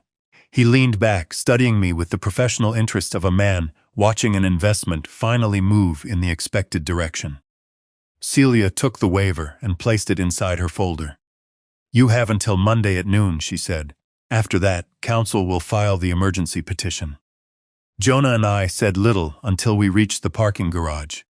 Once we were inside his car, he locked the doors and turned toward me. "That petition is not guaranteed to succeed. It doesn't have to succeed, it only has to delay the permit decision. Yes, and delay helps Astor Cove. It gives Celia an argument that the transfer can proceed through a court-appointed representative." I looked through the windshield at the concrete wall. She expected me to require certifications, probably not the exact language, but she prepared a capacity waiver quickly. Jonah nodded. "She has been planning for resistance longer than we understood." The next afternoon, Blue Heron invited me to inspect the sale inventory as a gesture of cooperation.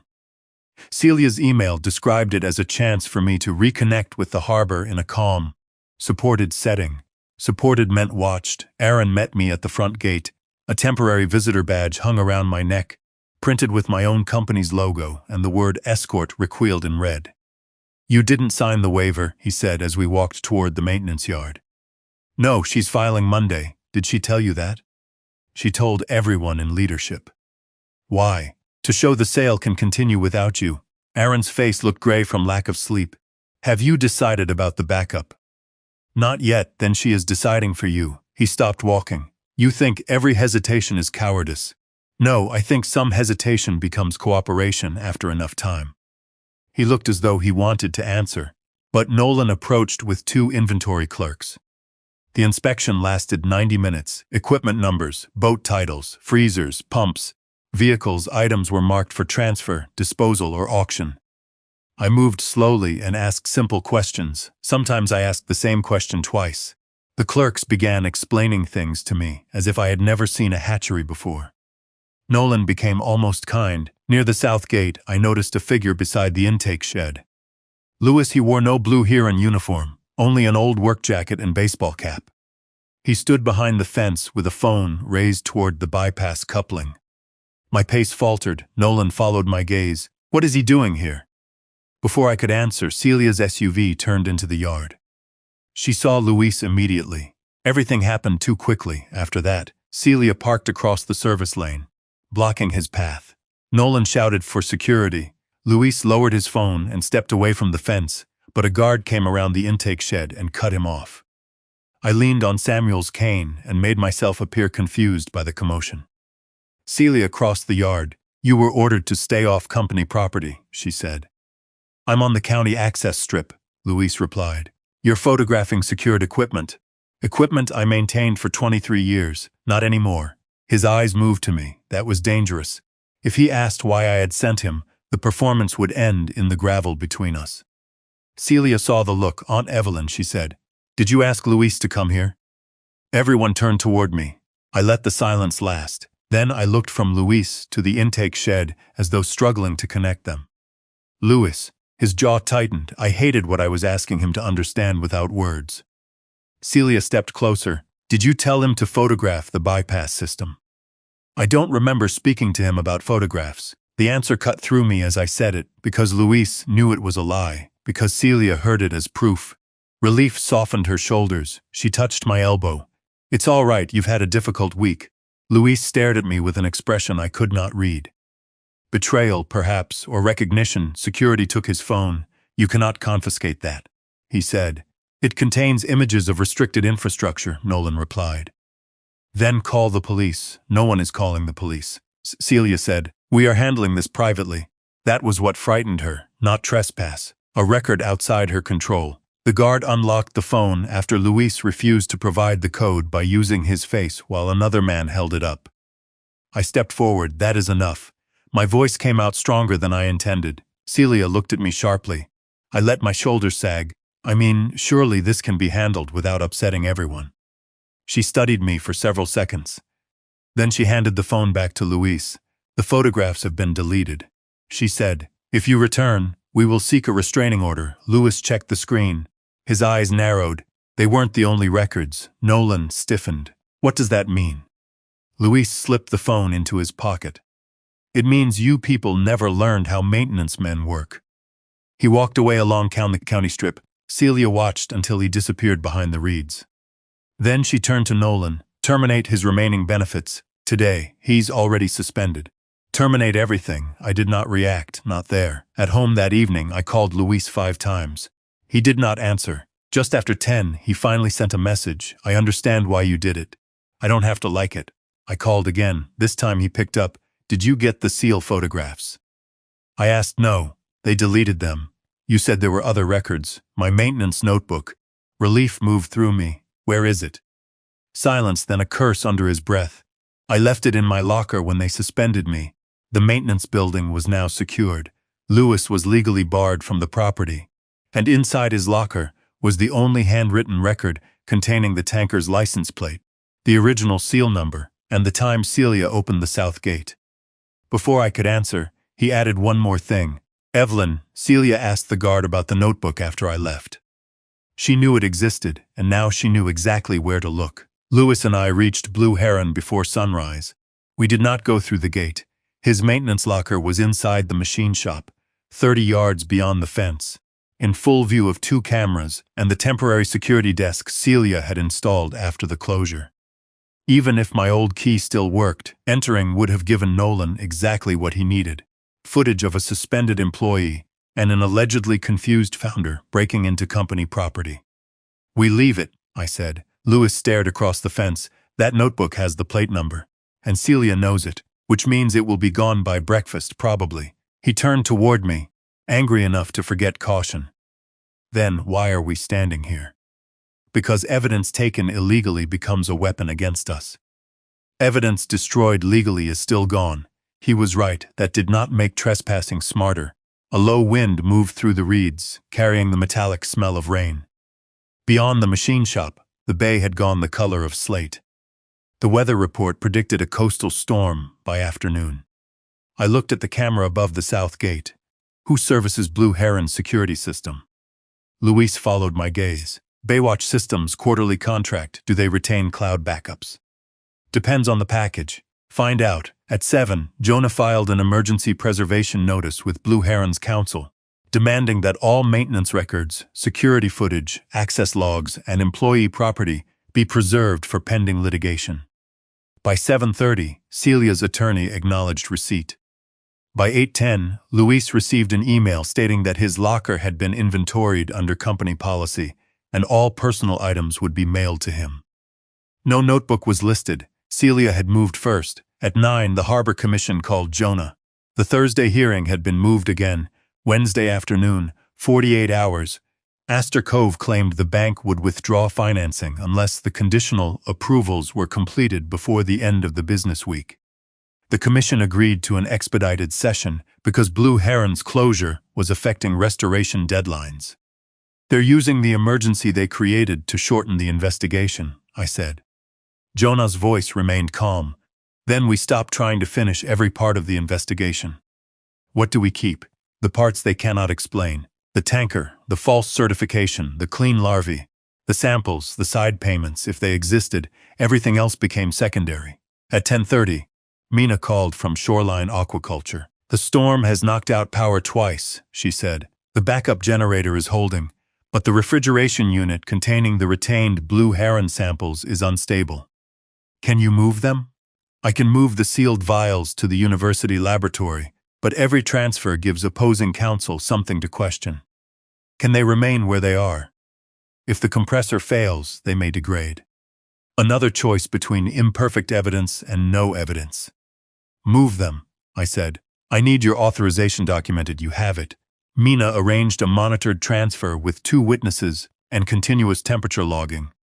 It was proper, careful, and still weaker than leaving untouched samples in a functioning refrigerator. The storm did not care about our chain of custody. By noon, rain struck the windows hard enough to blur the creek. Baywatch Systems confirmed Blue Heron's cameras stored local footage for 30 days, but only the front gate and education center uploaded continuously to the cloud. The south gate and intake road, the cameras most likely to show the tanker save to a recorder inside the administration building. Controlled by Nolan at 1:15, Lewis called, "The south camera feed is offline, Storm?" "Maybe you don't believe that. The other exterior cameras are still transmitting. Someone had unplugged it or disabled the channel." The notebook was missing. The camera was dark. The hearing was 48 hours away. For the first time since I decided to play tired, I wondered whether I had waited too long. At 3, Kayla asked to meet me at the same diner outside Easton. She was already in a booth when I arrived, her backpack on the seat beside her. Her father sat in a pickup truck outside. "I can't sign the statement," she said before I sat down. "All right." She seemed startled. "You're not going to ask why?" "I know why. Celia offered my dad 12 weeks severance if the sale goes through. If I accuse her, he loses it." Kayla's hands trembled around a glass of water. She said she would tell the university I violated confidentiality. "My scholarship review is next month. Did she threaten you directly?" "No," she explained consequences. Of course she did. Celia had spent her life learning how to make coercion sound educational. "I'm sorry," Kayla whispered. "You saw what you saw, but I won't say it where it counts. That does not make you a liar. It makes me useless. No." I leaned forward. "It makes you 19 years old with a family depending on you." "Those are facts too." Her eyes filled. I wanted her testimony. I needed it, but I would not become Celia in order to defeat Celia. "Go home with your father," I said. "Do not destroy any messages. Do not discuss this with Blue Heron without your own lawyer." "I can't afford one. Jonah will refer you to someone independent. Blue Heron will not pay them, and neither will I." She nodded slowly. As I left the diner, the power failed across half of Easton. Traffic lights went dark. Storefronts vanished into gray afternoon. My phone showed a storm alert, followed by a message from Mina. "Samples transferred. Original refrigerator lost power 7 minutes later." 7 minutes, not enough to prove sabotage. Enough to remind me how narrow the margin had become. That evening, Jonah, Luis, Mina, and I met in my kitchen. We had the seal records. We had Mina's preliminary analysis. We had documentation of the living larvae. We had forged approvals traced to Aaron's workstation. What we did not have was the original video, the gate footage, the tanker plate, or a witness willing to sign. Marisol Grant joined by phone. "If the hearing were tomorrow," she said, "I could request that Atlantic Mutual delay action on the claim. I could not publicly accuse Celia or Nolan of fraud." "Then they sign the certifications," Jonah said. "If they still agree." A knock sounded at the back door. Aaron stood outside, soaked through, carrying a black hard drive beneath his jacket. When I opened the door, he looked past me, at everyone gathered around the table. "Celia told me to delete the communications archive tonight," he said. "Did you?" Yes, Lewis rose from his chair. Aaron lifted the drive from the company server. Then he placed it in my hands. But I made this first. Mina cleared a space on the table. Aaron connected the drive to her laptop and opened a folder labeled Original Parks. The first file was the unedited hatchery video. It showed me close the bypass valve, test it twice, and leave. 43 minutes later, Celia entered the control room alone. She looked directly at the camera. Then she opened it again. The unedited video changed what we knew. It did not change what we could safely reveal. At 9 the next morning, Marisol Grant reviewed Aaron's hard drive in Jonah's office, while a forensic technician created a verified copy. Every file was logged, hashed, duplicated, and sealed. The original hatchery footage showed me closing the bypass valve. It showed Celia reopening it 43 minutes later. It did not show her connecting the fuel truck. It did not show what entered the line. Celia could claim she had reopened the valve for testing. She could say the timestamps were wrong, that Aaron had altered the file, or that the contamination occurred through another route. The video was powerful. It was not yet complete. We do not show our strongest evidence before they commit to their version, Jonah said. Lewis stood by the window, arms folded. They already committed in private documents. Jonah replied, "Today they do it in a public record after being asked direct questions." Marisol closed the evidence case. If they repeat the accidental line story under certification, while knowing the valve was deliberately reopened, Atlantic Mutual can act immediately. And if they refuse to sign? I asked, then the sale stalls. Jonah said, either result helps us. Nothing about Wednesday morning felt helpful. The storm had passed, leaving the eastern shore washed clean and bright. Roads steamed beneath the sun. Fallen branches lay along the shoulders. The bay looked blue enough to forgive anyone who had ever lied beside it. The Harbor Commission hearing was scheduled for 2 o'clock at Eastern Shore Maritime Hall. By noon, reporters were already outside. Blue Heron employees arrived in groups, some carrying signs that read "Save Our Jobs" and "Lead." The Harbor Live Astor Cove had provided lunch vouchers and matching Navy jackets to employees who volunteered to help with public outreach. They had dressed the desperation. Celia arrived in a cream suit with Nolan beside her. She paused on the steps to speak with a television reporter. "This is not about development versus tradition," she said. "It is about whether a working community survives a crisis." She spoke without notes. She had always been good. That was part of what made losing her hurt. Aaron entered through the side door, with Jonah and Marisol. He wore no Blue Heron badge. Celia saw him from across the lobby and stopped speaking for half a second. Then the camera light came on, and her smile returned. I arrived last. Samuel's cane was in my right hand. I wore a gray suit I had not used since his funeral, and walked more slowly than necessary. Brooke came forward to help me.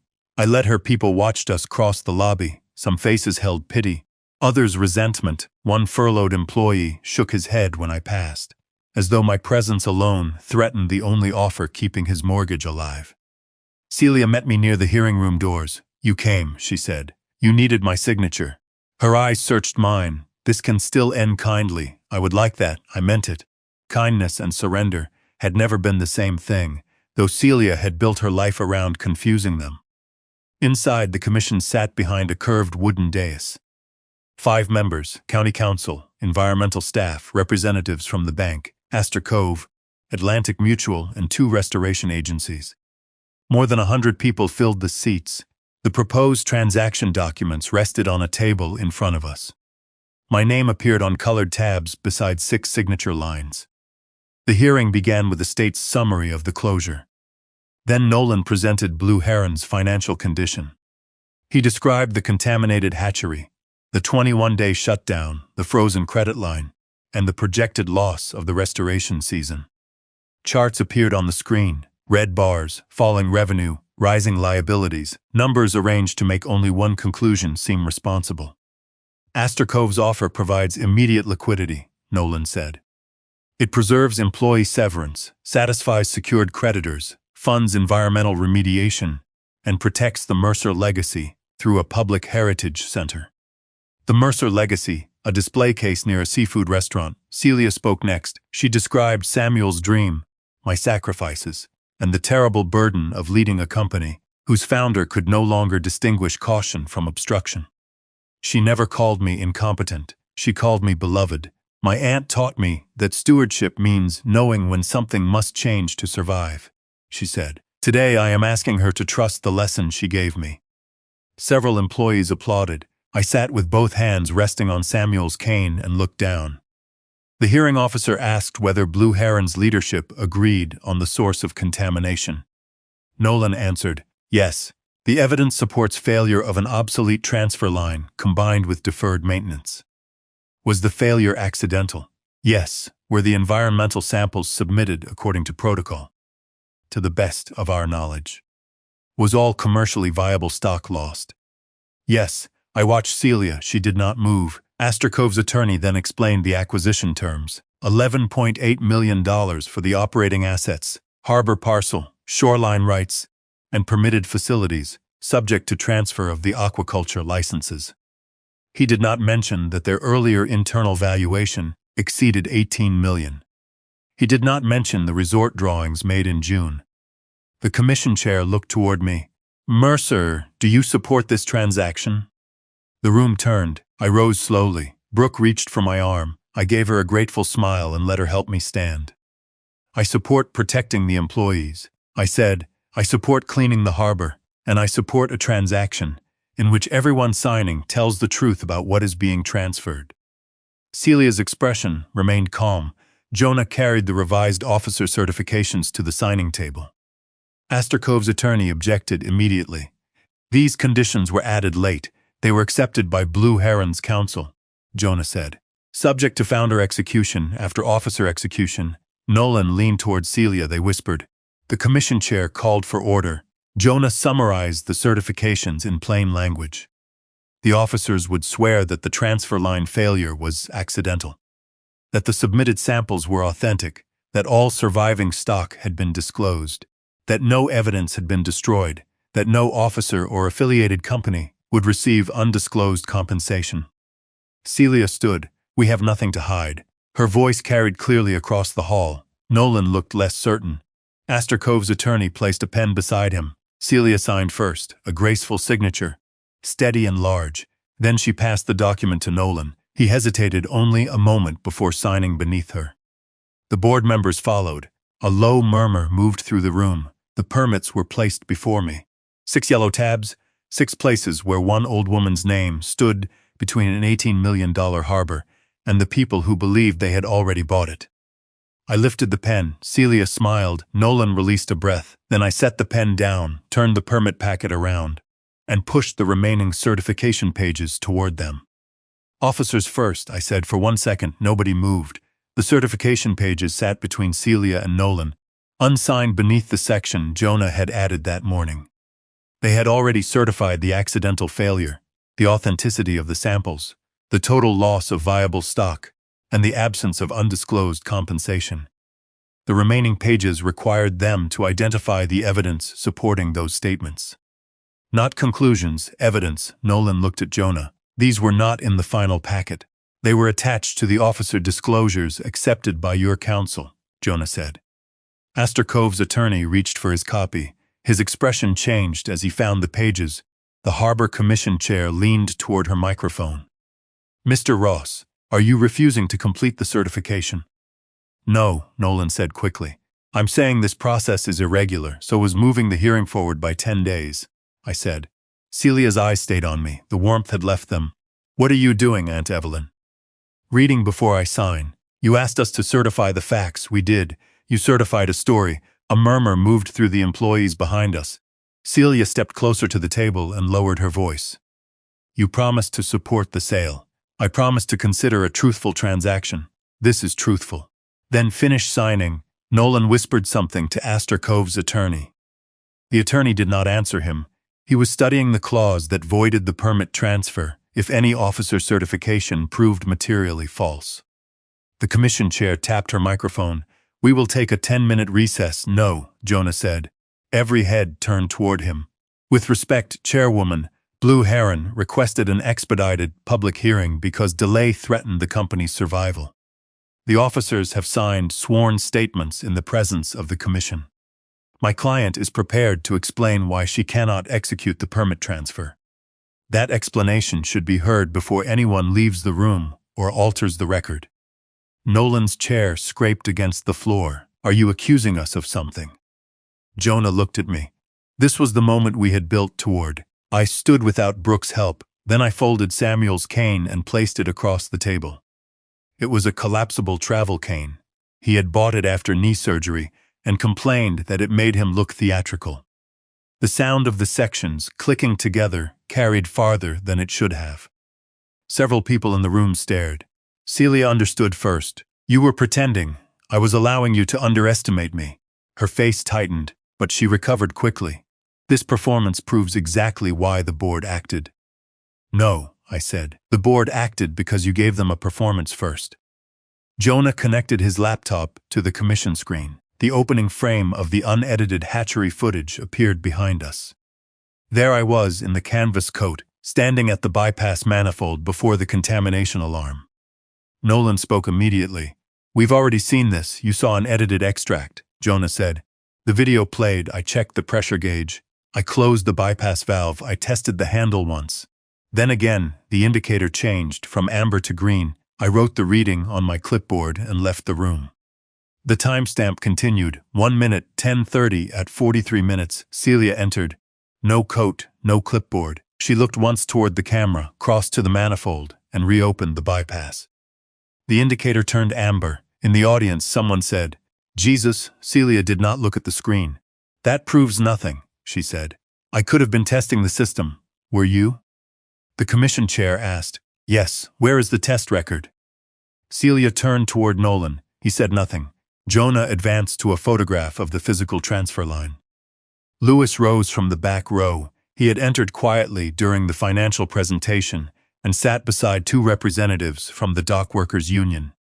The line they blamed was isolated 18 months ago, he said. Drained, capped, and removed from service, Nolan found his voice. There is no current isolation certificate. There was, Luis replied. It disappeared from the company file. He held up a duplicate maintenance record. The union safety office kept a copy because management disputed the shutdown cost.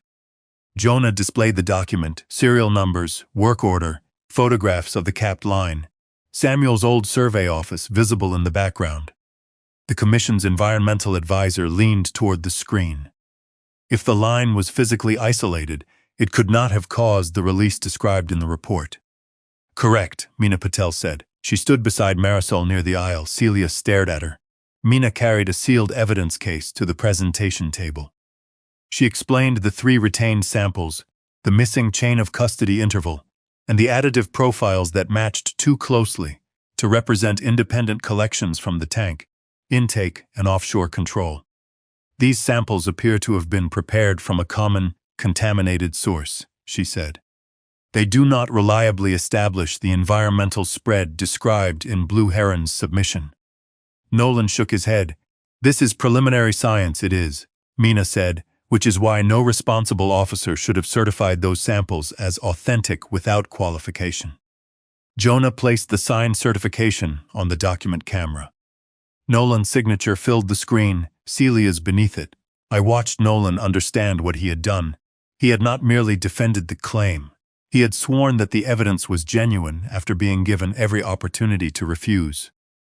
Marisol Grant stepped forward and introduced herself as an investigator for Atlantic Mutual's Special Investigations Unit. The room became very quiet. Effective immediately, she said. The $4.2 million contamination and business interruption claim is under formal fraud review. No payment will be issued, and all claim-related records are subject to preservation. Nolan reached for his phone. Jonah stopped him with a sentence. Deleting, transmitting, or altering company records after this notice may constitute destruction of evidence. Nolan placed the phone back on the table. Celia turned toward me. You moved the larvae. It was not a question. 6 clean totes, I said, documented before transfer, alive and independently held. The total loss statement appeared on the screen next. The claim declared every commercially viable larval batch destroyed. Meena displayed current photographs from shoreline aquaculture. Circulating water, labeled tanks, living stock. Employees behind us began speaking all at once. The commission chair called for order. Astor Cove's attorney stood. My client is suspending all transaction activity pending investigation. The sentence landed harder than any accusation. The sale was no longer delayed, it was collapsing. Nolan looked at Celia. You told me the North Nursery had been cleared. She faced him slowly. You were responsible for the claim. You ordered the disposal. You prepared the figures. You approved the fuel transfer. Celia's control cracked for the first time. This was your debt. Nolan, the room froze. He stared at her. She had said too much. Then Aaron rose from the last row, holding the black hard drive against his chest. Chairwoman, he said, his voice shaking but clear. Before either of them says another word, I need to tell the commission what my sister made me delete. Aaron walked toward the front of the hearing room with the hard drive held in both hands. Celia watched him the way a person watches a bridge collapse from the wrong side. You don't understand what you're doing, she said. Aaron stopped beside Jonah. For once I do. His voice was not loud, but the microphones carried it through the hall. He told the commission that Celia had ordered him to delete Blue Heron's communications archive before the sale. He admitted transferring my authorization token to his workstation. He admitted sending the insurance package without reading every page and minimizing Kayla's account during the board meeting. Nobody interrupted him. Confessions sound different when they are not designed to earn forgiveness. I told myself I was protecting the company, Aaron said. Mostly, I was protecting my job, and my sister Celia stood. This is a family dispute being turned into public theater. No, Aaron said. You turned it into that when you put Aunt Evelyn's medical condition in a press release. Her expression changed. The press release had never been published. I had not known it existed. Aaron connected the verified copy of the hard drive to Jonah's laptop. A folder appeared on the screen labeled Leadership Transition Inside, were draft statements prepared weeks before the larvae died. The first announced that I had voluntarily stepped aside because of unspecified health concerns. The second described a board intervention after increasing incidents of disorientation. The third, dated 3 days before the contamination, included a quote attributed to me. I recognized that grief and age have affected my judgment. I had never spoken those words. Celia's attorney rose. These are internal drafts, not official communications. Aaron looked at him. She approved them. He opened the metadata. Celia's name appeared beneath each revision. The commission chair turned toward her. Ross, why was a statement regarding your aunt's mental fitness prepared before the environmental incident? Celia did not answer immediately. Nolan did, because concerns existed before the spill. Then why did the drafts describe incidents that had not yet happened? He looked at the screen. One draft referenced my supposed failure to secure the transfer valve, written 72 hours before the valve was reopened. The room shifted from surprise into something colder. Recognition. They were not looking at a response plan. They were looking at a script. Aaron opened another directory. Emails between Celia and Astor Cove appeared in chronological order. The earliest message was from May. Celia described Blue Heron as an underperforming legacy asset constrained by founder control. In June, she sent shoreline maps and demolition estimates. In July, she promised that my authority would be neutralized before formal due diligence. The word neutralized remained on the screen. Celia looked at me then, not at Jonah, not at Aaron, at me. Aunt Evelyn, you had refused every serious modernization proposal for years. I approved the hatchery expansion. You approved what still left you in control. This was never about modernization. It was about survival. No, it was about ownership. Her jaw tightened. You always said Blue Heron belonged to the people who worked there. I said we were responsible to them. But your name stayed on every permit. Your vote stopped every decision. Your office overlooked the harbor, while the rest of us asked permission. There it was, not the whole motive, the wound beneath it. She had not wanted merely to inherit what I built. She wanted proof that I had been wrong to make her wait for it. Nolan laughed once, without humor. Don't turn this into childhood trauma, Celia. Tell them about the consulting agreement. She turned on him. Be careful, you already blamed my debt. He pulled a document from his briefcase and threw it onto the table. Jonah retrieved it. The agreement was between Astor Cove Development and a Delaware company called Ross Strategic Transition LLC. The company was owned solely by Celia. Upon completion of the Blue Heron acquisition, it would receive $2.4 million for transition consulting, site coordination, and community relations. The payment did not appear in the purchase disclosures. It did not include Nolan. "You told me the transition fee belonged to both of us," he said. Celia's face had gone still. "You were going to use my financial problems to force the sale, then leave with the private payment. You created those problems. You recommended the crypto account," Nolan snapped. "You moved company credit into the hotel deal, and you signed every transfer." Their marriage unraveled in full view of the commission. Nolan admitted that $1.6 million had been diverted from Blue Heron's operating line into a waterfront hotel project near Norfolk. The investment failed. Creditors closed in. The company books could not survive a full audit. Astor Cove's purchase would have filled the hole. The insurance payment would have covered the remaining liabilities. The transition fee would have made Celia wealthy enough to disappear from both the company and her husband. Celia looked around the room as though searching for the version of herself everyone had believed an hour earlier.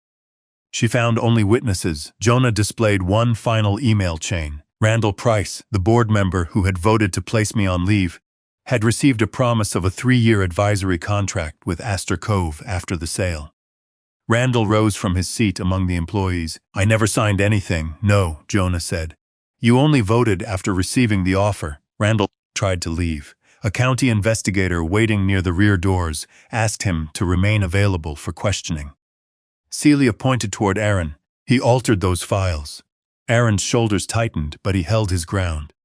"The forensic copy includes server authentication and automatic backups." "You had administrator access, so did Nolan." Celia looked toward him. Nolan shook his head.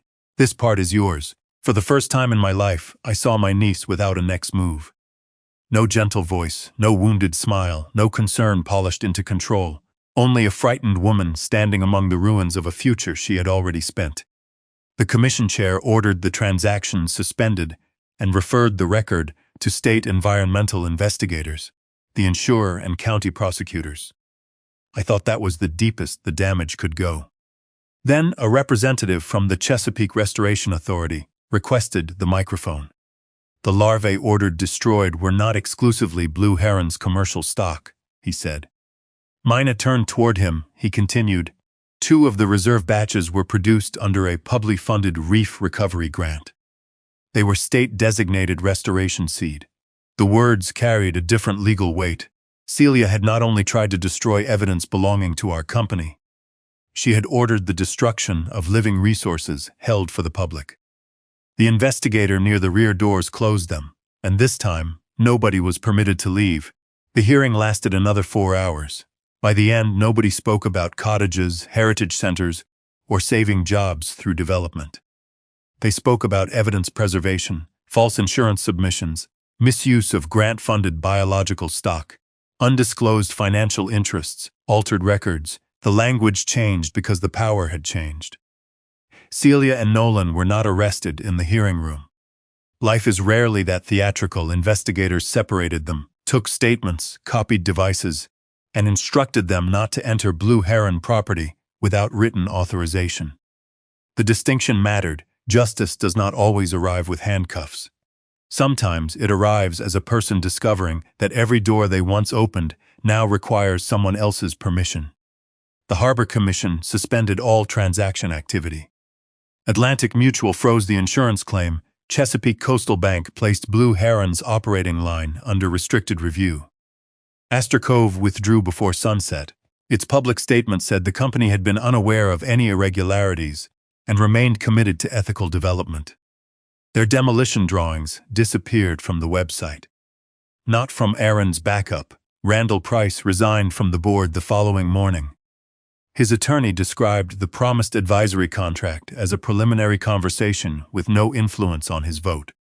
Nobody believed that. Belief, however, is not the same as proof. Jonah reminded me of that every time anger tried to outrun the evidence. Celia and Nolan were removed from their positions by emergency board action. I was asked to resume control immediately. I refused. That surprised everyone, including me. For 40 years, Blue Heron had been the answer to nearly every question in my life. Where did the money go? Into the hatchery. What did Samuel and I do on weekends? Repaired cages. What did we discuss at dinner? Weather, seed mortality, payroll permits. When people praised my devotion, I accepted the compliment. I did not ask whether devotion had become possession. I'll serve as interim chair, I told the remaining board members. For 90 days. After that, this company needs a structure that does not depend on one family deciding what everyone else deserves. Martha Keene lowered her eyes. She had voted to remove me. 2 days after the hearing, she came to my house and apologized without excuses. I believed Celia because she presented certainty, she said. No, you believed her because uncertainty frightened you. Martha nodded. Yes, I respected that answer more than tears. Paul Hensley resigned from the Restoration Foundation. He claimed he had acted out of concern for my health. Perhaps he had. Concern can still become cowardice when it is used to avoid asking difficult questions. The criminal and civil cases developed slowly. Nolan's financial records were easier to follow than Celia's motives. The $1.6 million diverted from Blue Heron's operating line had passed through 2 investment entities before reaching the failed hotel project. He had signed the transfers, he had approved false reconciliations, he had certified the insurance loss. His attorney negotiated first. By January, Nolan agreed to plead guilty to charges connected to wire fraud, misapplication of company funds, and the false insurance submission. Sentencing would come later. Restitution would be determined after the company's losses were calculated. He also agreed to testify. Celia called him a coward in a statement. Her lawyer later tried to withdraw. Her case was more complicated. She had not personally moved every dollar. She had not driven the tanker. She had not prepared every altered report. What she had done was coordinate people, approve the after-midnight delivery, reopen the bypass valve, prepare the leadership transition narrative before the contamination, order the clean larvae destroyed, negotiate the secret transition fee, build a structure in which every participant could claim they had handled only one small part. She had learned the oldest management lesson and used it for the worst purpose: divide responsibility until no one feels responsible. The state charged her with conspiracy, falsification of business records, attempted insurance fraud, and offenses connected to the destruction of publicly funded restoration stock. Her attorney argued that no larvae were destroyed because we rescued them. Jonah's answer was simple: failure does not erase intent. Aaron cooperated fully. That did not make him innocent. He lost his position at Blue Heron and entered an agreement requiring community service, restitution for investigative costs, and testimony in both cases. No one asked me to protect him from those consequences. He did not ask either. One evening, he came to the boathouse and placed his company keys on Samuel's old workbench. I kept telling myself I wasn't doing the worst thing, he said. That is how people reach the worst thing. He looked toward the blue snack container, still sitting on a shelf after all those years. Do you forgive me? I wanted to say yes. I wanted to restore him with one sentence, the way Samuel had once restored safety, with crackers and apples in a closet. But forgiveness given too quickly can become another form of dishonesty. I love you, I said. I am not ready to answer the rest. He nodded. It hurt him. It hurt me too. Luis returned to Blue Heron under a temporary consulting agreement while the environmental systems were rebuilt. His first demand was that the false fuel discrepancies be removed from his personnel file. His second was that the company issue a written public correction. His third was that no executive ever again control both fuel authorization and reconciliation. Anything else? I asked. A better coffee machine. We gave him all 4. The damage to Blue Heron was real. The Restoration Authority suspended 2 grants while it reviewed our controls. 3 restaurant customers canceled long-term contracts. 19 furloughed employees found other work, and 7 chose not to return. The rescued larvae survived, but survival was not the same as replacing an entire lost season. We owed money. We had contaminated equipment to remove. We had a name people no longer trusted. There was no hidden account capable of fixing everything. To fund the cleanup, I agreed to sell 12 acres of unused marshland on the northern edge of the property to a conservation trust. Samuel had once hoped we might expand there, Signing that sale felt like burying one of his plans. But the marsh would remain protected, and the money kept the hatchery from closing. That was the price, not revenge, not triumph. The cost of saving what remained after people I loved decided it belonged to them. In February, the board approved my proposal to begin converting Blue Heron into an employee stewardship corporation. No single relative would inherit control. Long-term workers would earn voting shares. Environmental compliance would report outside finance. Major asset sales would require employee and independent trustee approval. I gave up the permanent chairmanship. For the first time since Samuel and I launched our borrowed skiff, Blue Heron would continue without needing my name at the top of every page. The night the restructuring vote passed, I returned home and found an envelope beneath my front door. No return address, my name was written in Celia's hand. Inside was a single folded letter. On the first line, she had written, "You raised me better than this." I did not read Celia's letter that night. I placed it on the kitchen table and sat across from the empty chair Samuel had used for 38 years. The envelope remained between us. I opened it the next morning. Celia did not ask me to forgive her. That mattered. She wrote that she had spent most of her life believing love was measured by access. A key, a title, a vote, a name on the right document because Samuel and I had rescued her. She believed everything we built would eventually prove that rescue had made her equal to us. When I remained chair, she experienced patience as rejection. When I questioned her decisions, she heard a reminder that she was still the frightened 14-year-old with every light turned on. None of that excused what she did. She wrote those words herself. She admitted reopening the bypass valve, approving the midnight delivery, and planning the public story of my decline before the first larva died. She said the worst moment was watching Aaron carry the hard drive toward the commission and realizing he had chosen the truth over her. At the bottom she wrote, "I wanted your life to prove I was safe. Then I tried to take it from you when it would not." I folded the letter. For several weeks, I did nothing. Then I sent one sentence through her attorney. "I received your letter. I am not ready to answer it, but I read every word." 9 months after the harbor hearing, Blue Heron reopened Hatchery 2. We were smaller. We did not return stronger overnight. Some employees had moved on. Some trust had moved with them. The first production cycle was less than half our old capacity. The North Marsh acreage no longer belonged to us. Every time I passed the conservation markers, I remembered the expansion Samuel once sketched on the back of a fuel invoice. Loss can be correct and still hurt. The employee stewardship plan took effect in March. 14 long-term employees received the first voting shares. A compliance committee was formed with 2 workers, an outside scientist, and a representative from the Restoration Authority. Finance could no longer approve fuel purchases without maintenance verification. Security archives were stored outside the administration network. No one person held all the keys, not even me. Lewis retired on a Friday morning in April.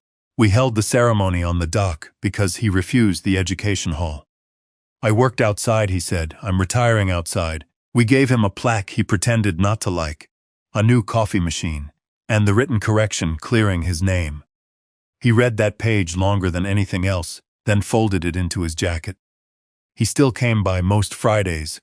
Retirement, in Luis's case, meant he stopped accepting a paycheck before telling everyone what they were doing wrong. Mina remained our independent laboratory advisor. She insisted every sample transfer be witnessed, timed, and filmed. The younger technicians complained until she showed them 3 nearly identical chromatograms and explained what carelessness had almost cost us. Kayla returned after finishing her semester. Her scholarship survived. So did her father's job. The employee board created a hardship fund during the shutdown and kept packing staff through the first reopening cycle. Kayla changed her major to estuarine science. On her first day back, she stood beside Tank 4 and asked whether living things remembered contamination. "I don't know," I told her, "but systems should." Aaron found work with a nonprofit that restored public boat ramps and taught maritime trades to teenagers.